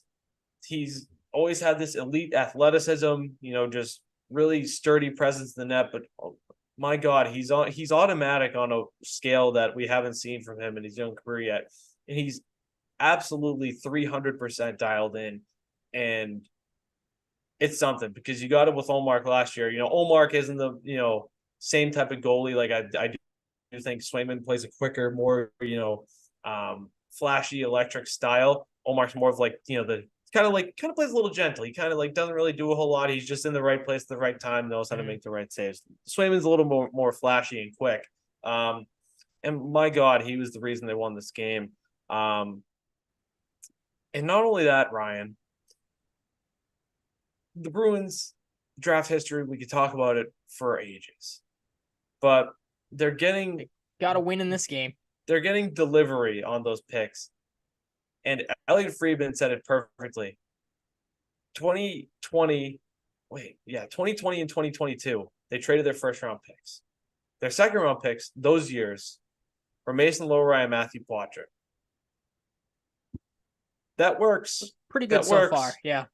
Yep. Johnny Beecher, 2019 first rounder, finally gets on the board. He's not like lighting it up with scoring chances or anything, but he's been working for it. He's been doing his thing, playing I think he just plays a composed game. He's a good skater. He'll get better on faceoffs. Sometimes he struggles, sometimes he doesn't. I think great shot by Beecher. He was fired up as hell. And Oscar Steen, who I love Oscar Steen. And I really wish a situation where, say, you don't have Lucic and Lauko, they're both hurt right now, but like when they come back, they're going to be in the mix. I really enjoy watching Heinen, Beecher, and Steen. And a few of these last couple of games, Heinen, Beecher, Steen, whoever's been on the fourth line, have been really a treat to watch. And you needed a guy like Danton Heinen too. Mm-hmm. He's been really solid. The booking is still there. He's still a solid defensive player. Can do a little bit on offense. He isn't making a lot of mistakes. He's a pretty mistake-free guy, I think. At times, I forget which game was. He had a really tough mistake in particular that I saw my old boss from WEI, Scott McLaughlin, highlight. I forget what game it was though. I'm rambling. He had a greasy goal for Brad Marchand, and Pavelski scores late to make the Bruins sweat in the last 30 seconds, but they hold on. And you can make the case that this was Jeremy Swayman's best game as a Bruin. I think you could. Yeah, like I said, I didn't catch a whole lot of the game, but from what I heard was incredibly excellent. Just again, adjectives. Struggling here right now to find the words. Was very good in this game. Yeah, absolutely. And we got the Bruins and the Islanders right now. Trent Frederick and Charlie Coyle, good buddies there, have the goals for the Bruins. I forget who scored for the Islanders off the top of my head, but nothing too crazy. I've been looking back and forth, like nothing really that strange here. But the Islanders did score on the power play right as I was talking about, calling a Frederick goal, asking for one, some points. He takes a cross-checking penalty. The Islanders scored, but overall pretty solid game. Not a ton of high-flying offense. That's what happens against the Islanders. So bit of a status quo type of matchup against them. The Montreal Canadiens on the 11th. You threw me off. You put 10-11. Did I put 10-11? I did that the other day for something too. I was filling out. So we are not in October. Okay. We are in November. That is okay. Montreal, they are really what we expected them to be. Had a decent start, early on, but it kind of come back to earth. Cole Caulfield, though, point per game player. Not as much of the goals, though, which is kind of surprising with him. But he's got 4 goals and 8 assists in 12 games. The Canadians are 5-5-2, 7th in the Atlantic. Then you got Buffalo, underachieving a little bit, but Casey Middlestat, after a good year last year, is not. Casey Middlestat, yes, you're reading this right. Casey Middlestat leads them in points. To be fair, Dylan Cousins has been hurt a little bit. I don't know what he'd have to say about that. I don't know if you saw, he got his ass kicked by Garnet Hathaway a few nights ago. I don't know what he was thinking there. Now he's hurt, so we'll see when he'll be back. I don't think he'd be out super long. The Sabres are 6-6 and 1-6 in the Atlantic, underachieving a bit, but this is a Sabres team. They're fun. They're young, and their goaltending is still an issue, and so is their defense a little bit. So we'll see what happens. But, I think you're always good for a decent game against the Sabres these days. Not a ton of blowouts, I feel like. I could be wrong. But that's it for coming up because the NHL schedule is stupid. We only have 2 games in the next 7 days now. So, yeah. Other notes in the NHL. Zdeno Chara in the New York City Marathon. My cousin, Katie, shout out to her, saw him in the flesh, which must have been pretty crazy. It's That's like watching cool, a dinosaur. Yeah. He's probably somehow in better shape than he was during his playing days. He's running every marathon he possibly can, it seems. And he beat his last marathon time by 19 minutes. Like you said, the guy's got to be in excellent shape. That's insane. That is insane for anybody. He is 6'9", probably a little less than 255 these days, his playing weight. He is a specimen of the likes of which I've never seen. He's a remarkable human being and athlete. And I wanted to shout him out because he was getting tons of praise, and rightfully so. He is the man. He is a pinnacle of class and professionalism, and he is just an absolute legend in every sense of the word, the best free agent signing in NHL history. There was rumblings about the Oilers, who have been horrible unexpectedly, making a shakeup, and they did. Their big free agent signing goalie, Jack Campbell, has played horrible. Stuart Skinner's played horrible. They're the worst goaltending team in the league somehow. Doesn't really make a lot of sense, but I guess it does. Not the best goalies, but it's just something nobody really expected for the Oilers to be this bad. And I love that Elliot Friedman does this every year. He put this in his 32 thoughts. He said, if you're a regular reader of this blog, parentheses, my condolences, I keep a November 1 stat. In 82-game seasons during the salary cap era, 9 of 66 teams who were 4 points out of the playoffs after games on that date they've reached the preseason. The 2023-24 challengers are Calgary, Edmonton, Pittsburgh, and San Jose. So if this hangs true, the Edmonton Oilers and the Pittsburgh Penguins, of course, the Flames and the Sharks in there as well, not as notable, could both miss the playoffs. Sidney Crosby, Connor McDavid, and Leon Draisaitl all missing the playoffs. At this rate, if this keeps up, I am not quite guaranteeing yet. I do not think Leon Draisaitl is an Edmonton Oiler next year. He's 1 year away from unrestricted free agency. They will either explore a trade for him to get a goalie and a ton of pieces, or he will say, fuck it, I hate this team, I'm out. He's been very blunt with the media. I don't really think he likes being there, and I don't think he has for a while. I think he just enjoys scoring 400 points a season. Something needs to change, and if they won't do this, I wouldn't blame them for trading Draisaitl in season, to get ahead of this. But something like that happening is just so unbelievably unlikely. But this sounds like a certain baseball team that I have alluded to. These two teams are just intertwined with each other. That being the LA Angels. I also think Connor McDavid isn't fully healthy coming back from the injury. He's just not even been close to himself. We haven't seen highlight reel McDavid this year. It's been very bizarre. This team is just an absolute mess, and it's crazy to think that Jay Woodcroft could be the first coach fired, because I would have laughed at anybody who said that coming into the season, because the Oilers right now are a dumpster fire, and you can't just say it's the Sharks right now, because you got to give the Sharks a little credit. They won a game. It looked like they would not win a single game. They had the worst goal differential through however so many games as the team with the worst, I think it was through 10 games, the 24-25 Boston Bruins at -44. -44 through 10 games. Let's do the math, Ryan. 44 times 8. That is a minus 352 to 360-ish if it went on that pace the whole season, goal differential. Jesus. That's ridiculous. These Sharks might not win double-digit games. I feel bad. But their roster is truly dreadful. But the Sharks did make a very unexpected trade on Wednesday. They traded for Kalen Addison for Adam Rashka, who I loved watching in the World Juniors back in the day, but is not an NHL player, and a 2026 fifth-round pick.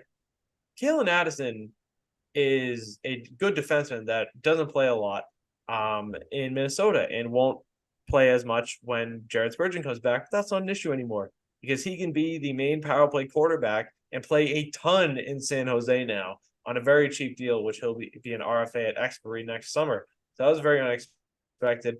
And the Minnesota Wild did not stop there. They got Zach Bogosian, who was kind of like an odd man out, it seems, in Tampa Bay for a 2025 seventh, I believe, joining his old buddy Pat Maroon, who has 8 points right now, Pat Maroon. And I don't know if you saw that video. Did you see that video of Nick Cousins calling him fat? He's like, yeah, dude, like whatever. Like people say that shit to me all the time. Like I'm in the same league as you. It was awesome. He was like, yeah, you can call me fat. Like I'm in the same league as you, dude. Like shut the fuck up. Like it was awesome. Like I'm fully in on Pat Maroon at this point. You got to respect it at this point. He's not on the Lightning anymore. He's putting up points, and he's easier to root for. Yeah, he's an enigma of a hockey player that you don't see many guys like him. He's an interesting cat. Do you have any overarching hockey thoughts before we segue into a little bit of baseball to wrap it up?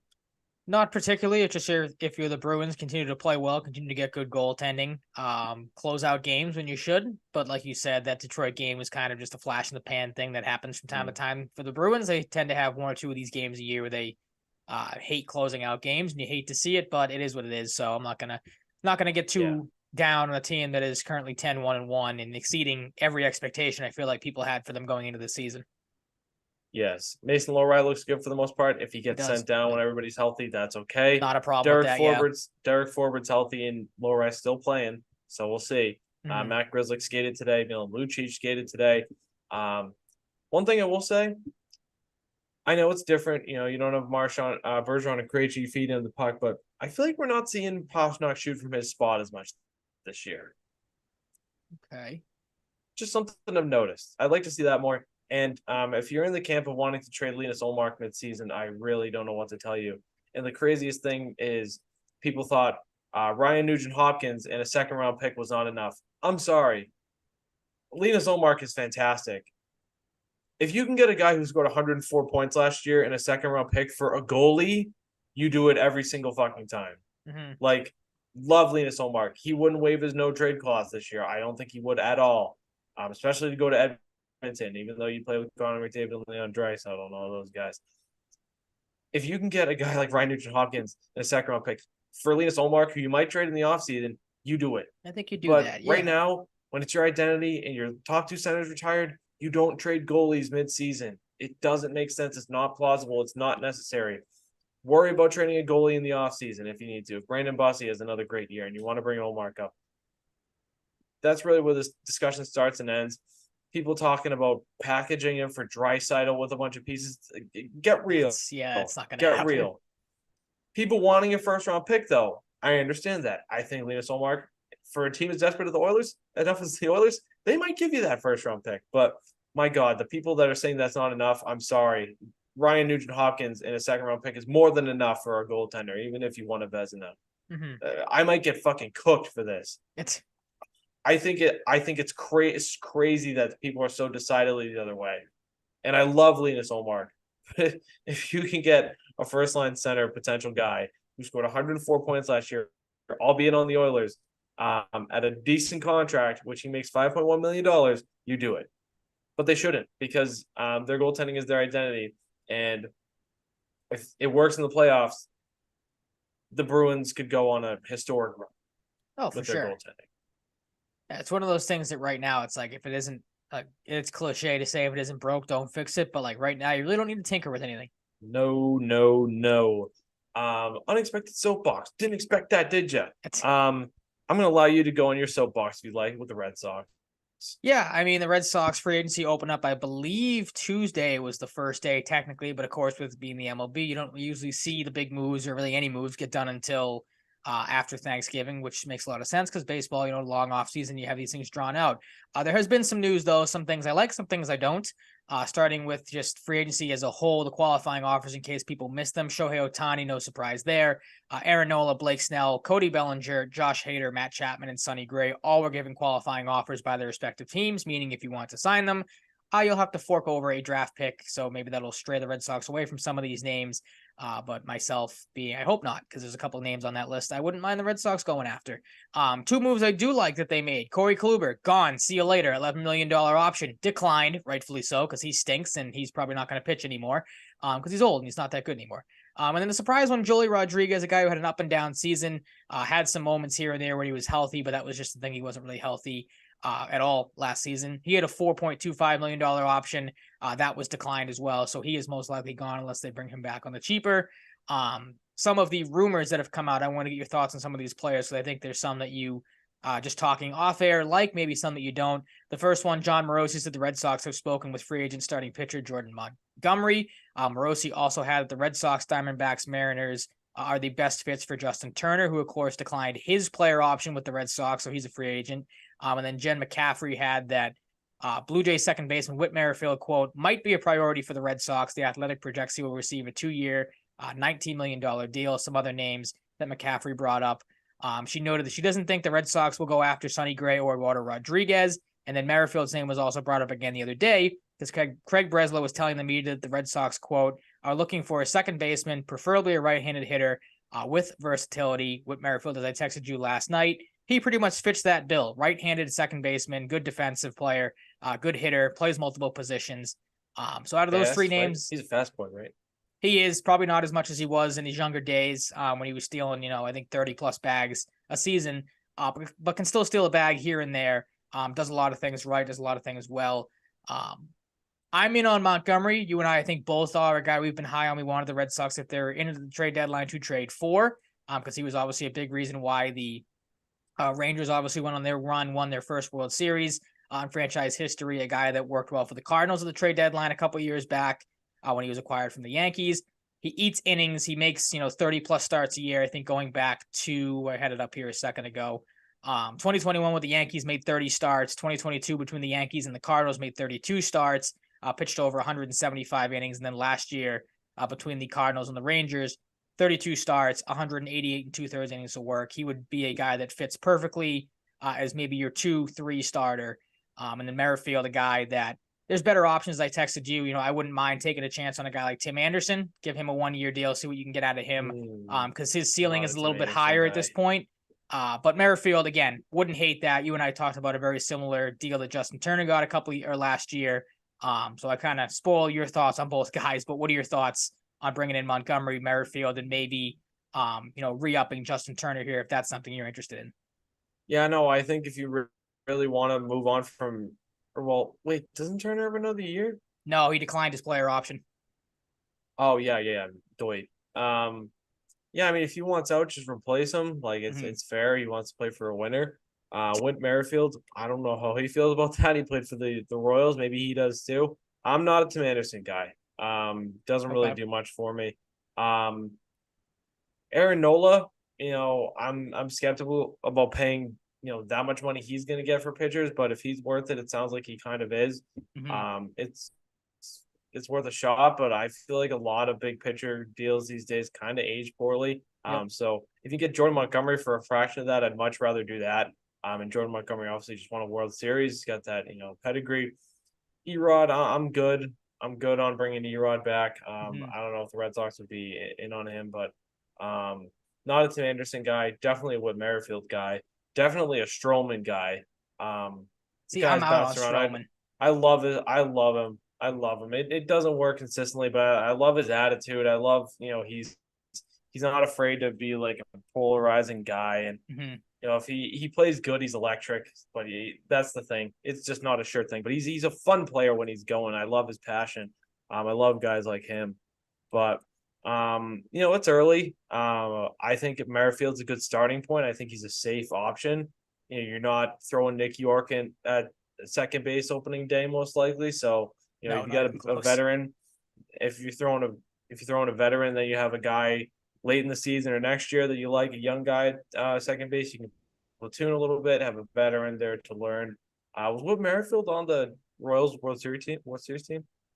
Can't remember if that was before him or he might have been. I I'll have to think it look might have him been up. before him, but no, it's early. I'm not getting too high or too low on any guys, but once the Merrifield stuff came out, I did reach out to you. I've been a fan of his for a while, so that's where I'd like them to start. And everything they've said about how they're going to approach things, I have much more faith in than what they've said about their approaches to the offseason or trade deadline in the past. So I'm optimistic.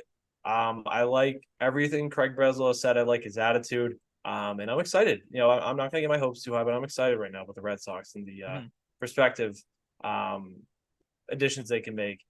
And I almost forgot the main guy I like somehow is Yamamoto. Uh-huh. I'm to answer all in on Yamamoto. I don't know how I glanced over him. I think my brain's kind of getting to that point at the end of the show. All in. Give him whatever he wants. It works with Yoshida. Bring his buddy here. They were teammates over in Japan. So that might have some sway there. Real quick to answer your question though about Merrifield, he was on the Royals the year after they won the World Series. So they won it 2015. He broke in 2016. Okay. So not a World Series winner, but again, a guy that has been around, has done a lot. So a guy that would fit in, I think, with the culture that Craig Breslow is trying to build.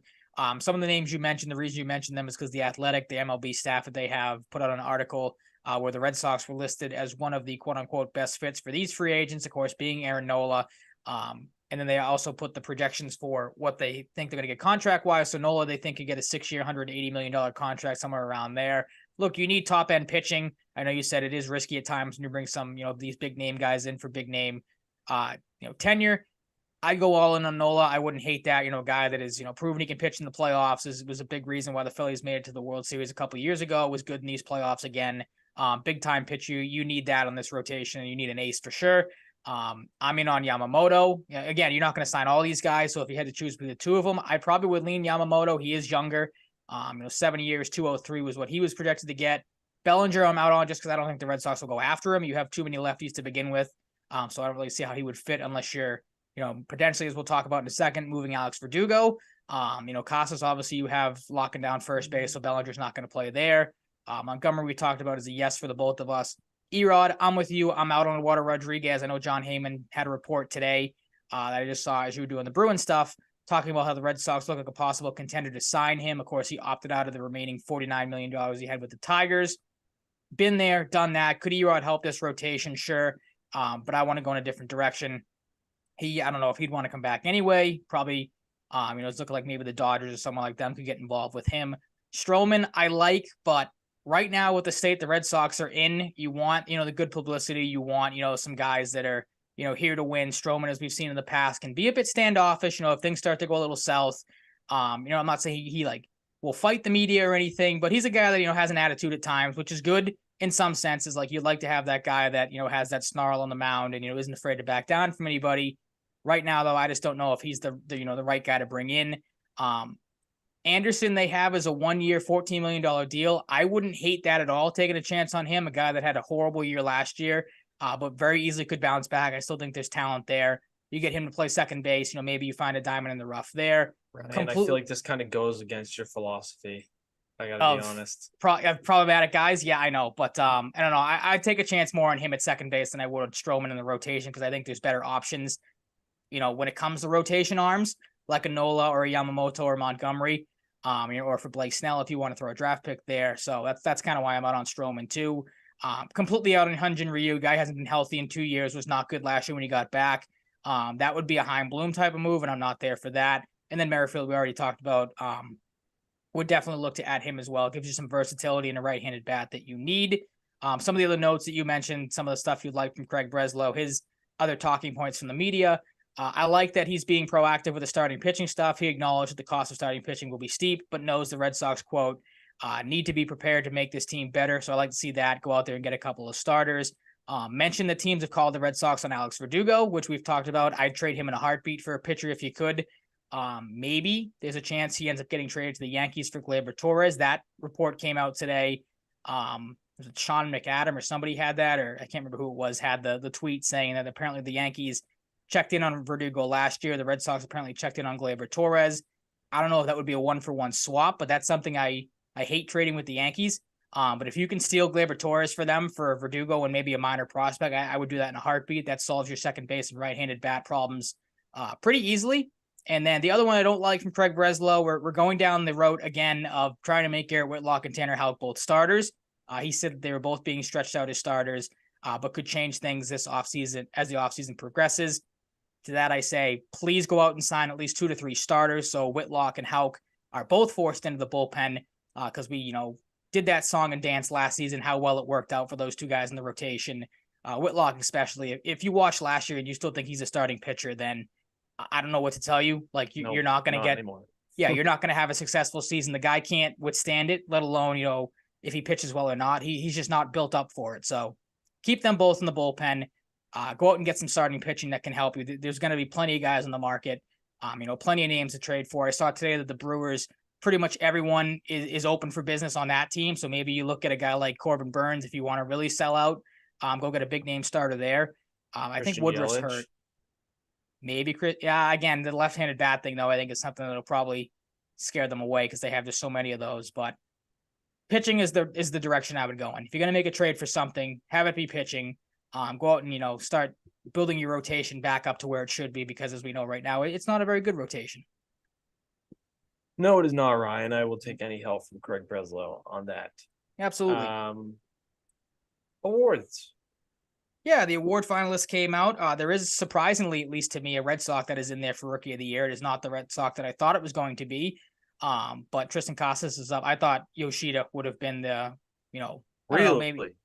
Yeah, I mean, I don't know. You thought Yoshida would be in there, were cautious. They both had different types of years. Yoshida started hot and faltered towards the end. Casas was horrible at the start and was great towards the end. So, I mean, it could have really gone hand in hand.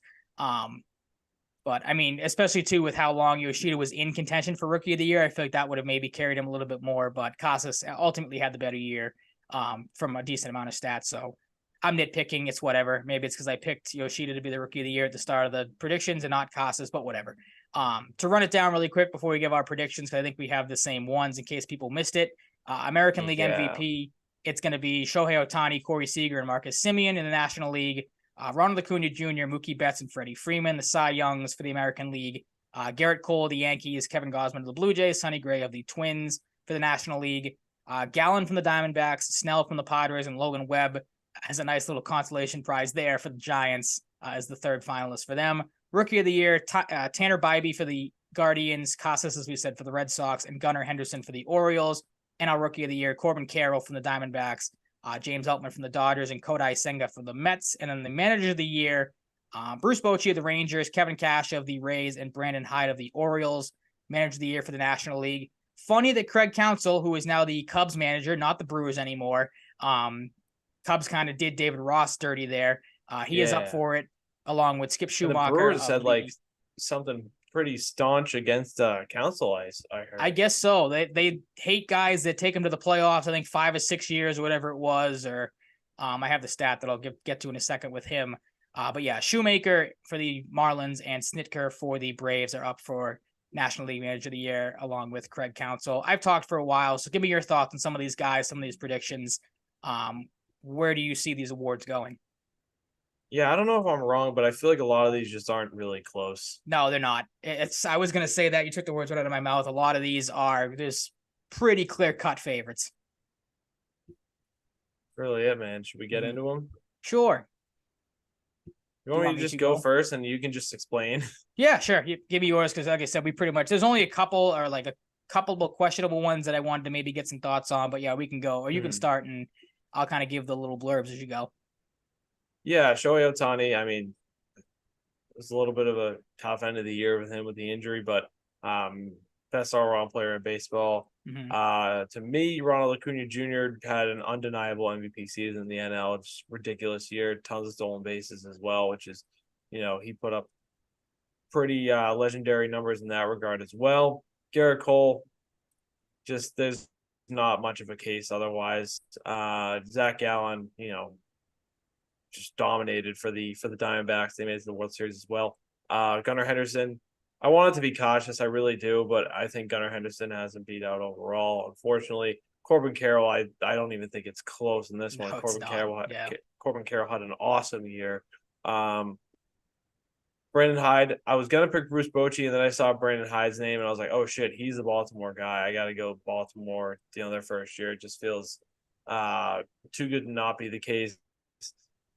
I looked into it, like the World Series manager isn't a slam dunk to win the Coach of the Year. Yeah, they don't tend to So factor in yeah. postseason performance. And Skip Schumacher. I don't even know that's how you say his last name, but that's how I said it when I played MLB games growing up. So I'm going to go for him for Manager of the Year. Marlins did a lot this year, maybe more than they expected.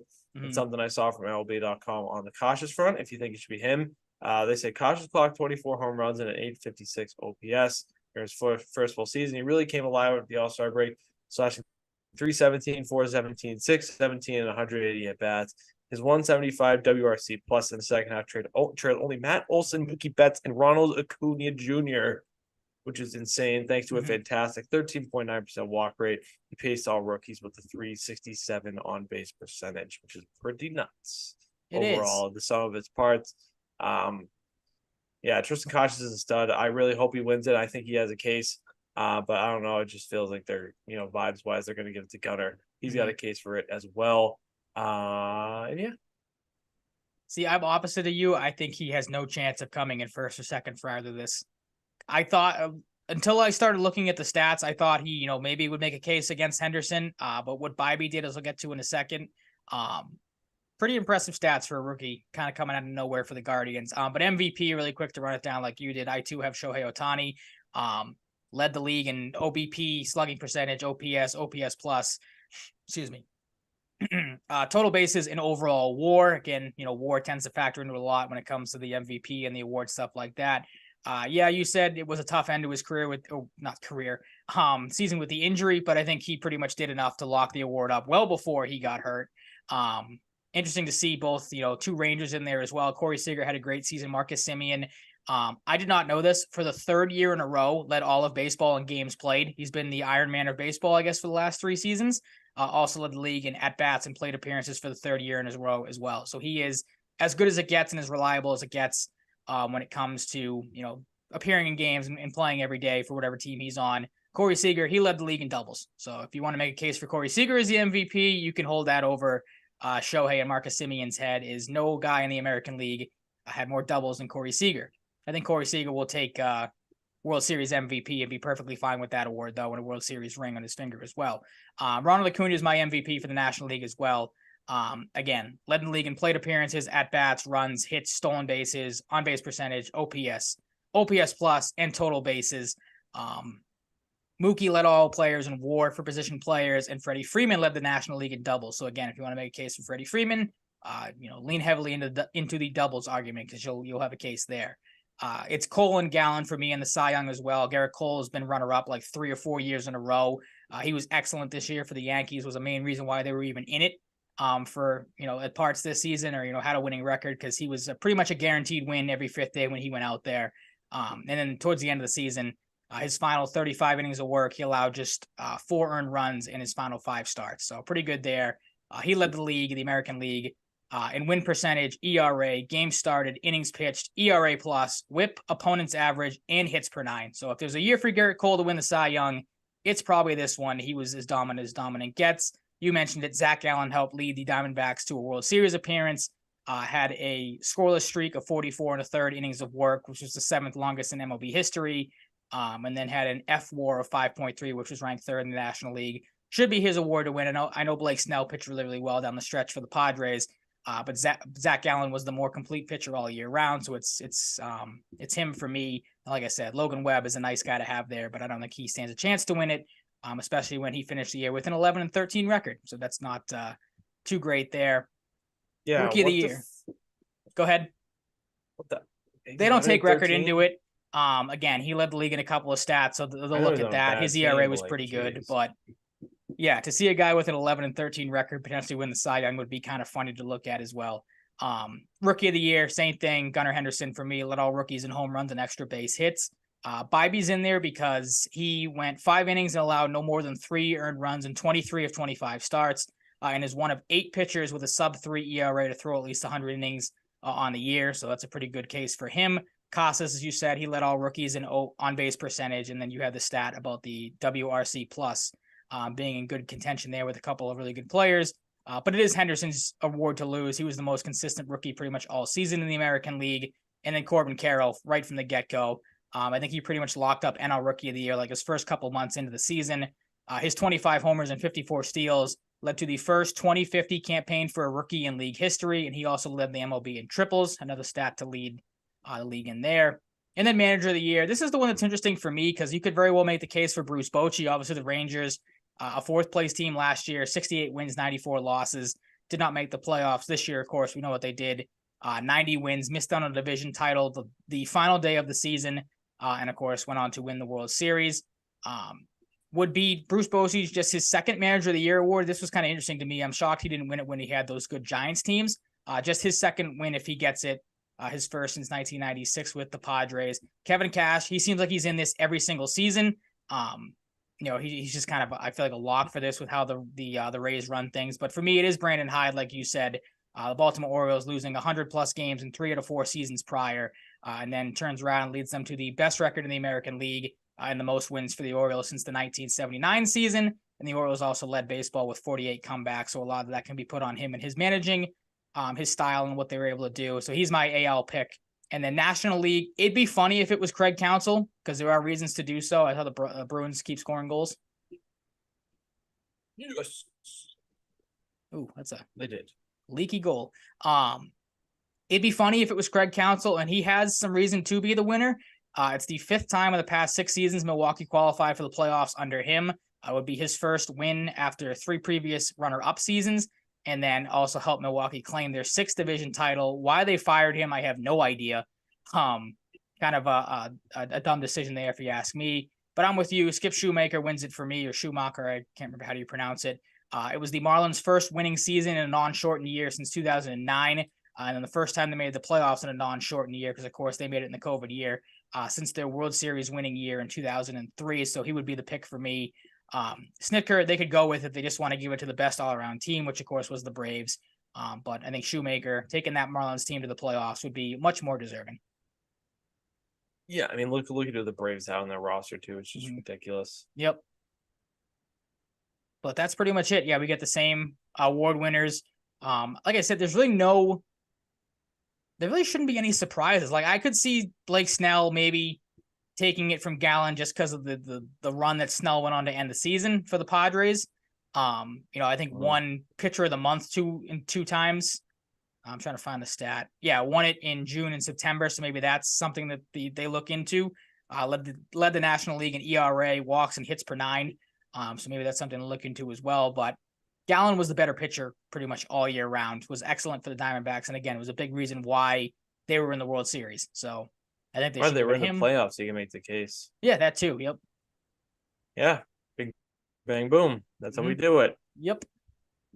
That is going to wrap it up for episode 167 here on a Thursday for you. Thank you so much for listening. Our listenership on this new schedule has gone really well, so thank you very much, new and old listeners.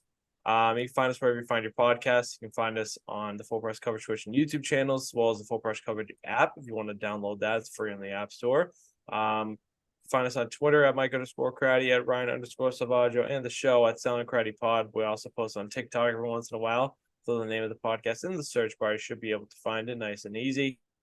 Talk to you next week. Set it for another Thursday show.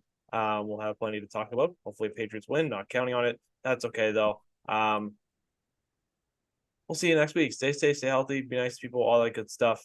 We'll talk to you then. Peace out.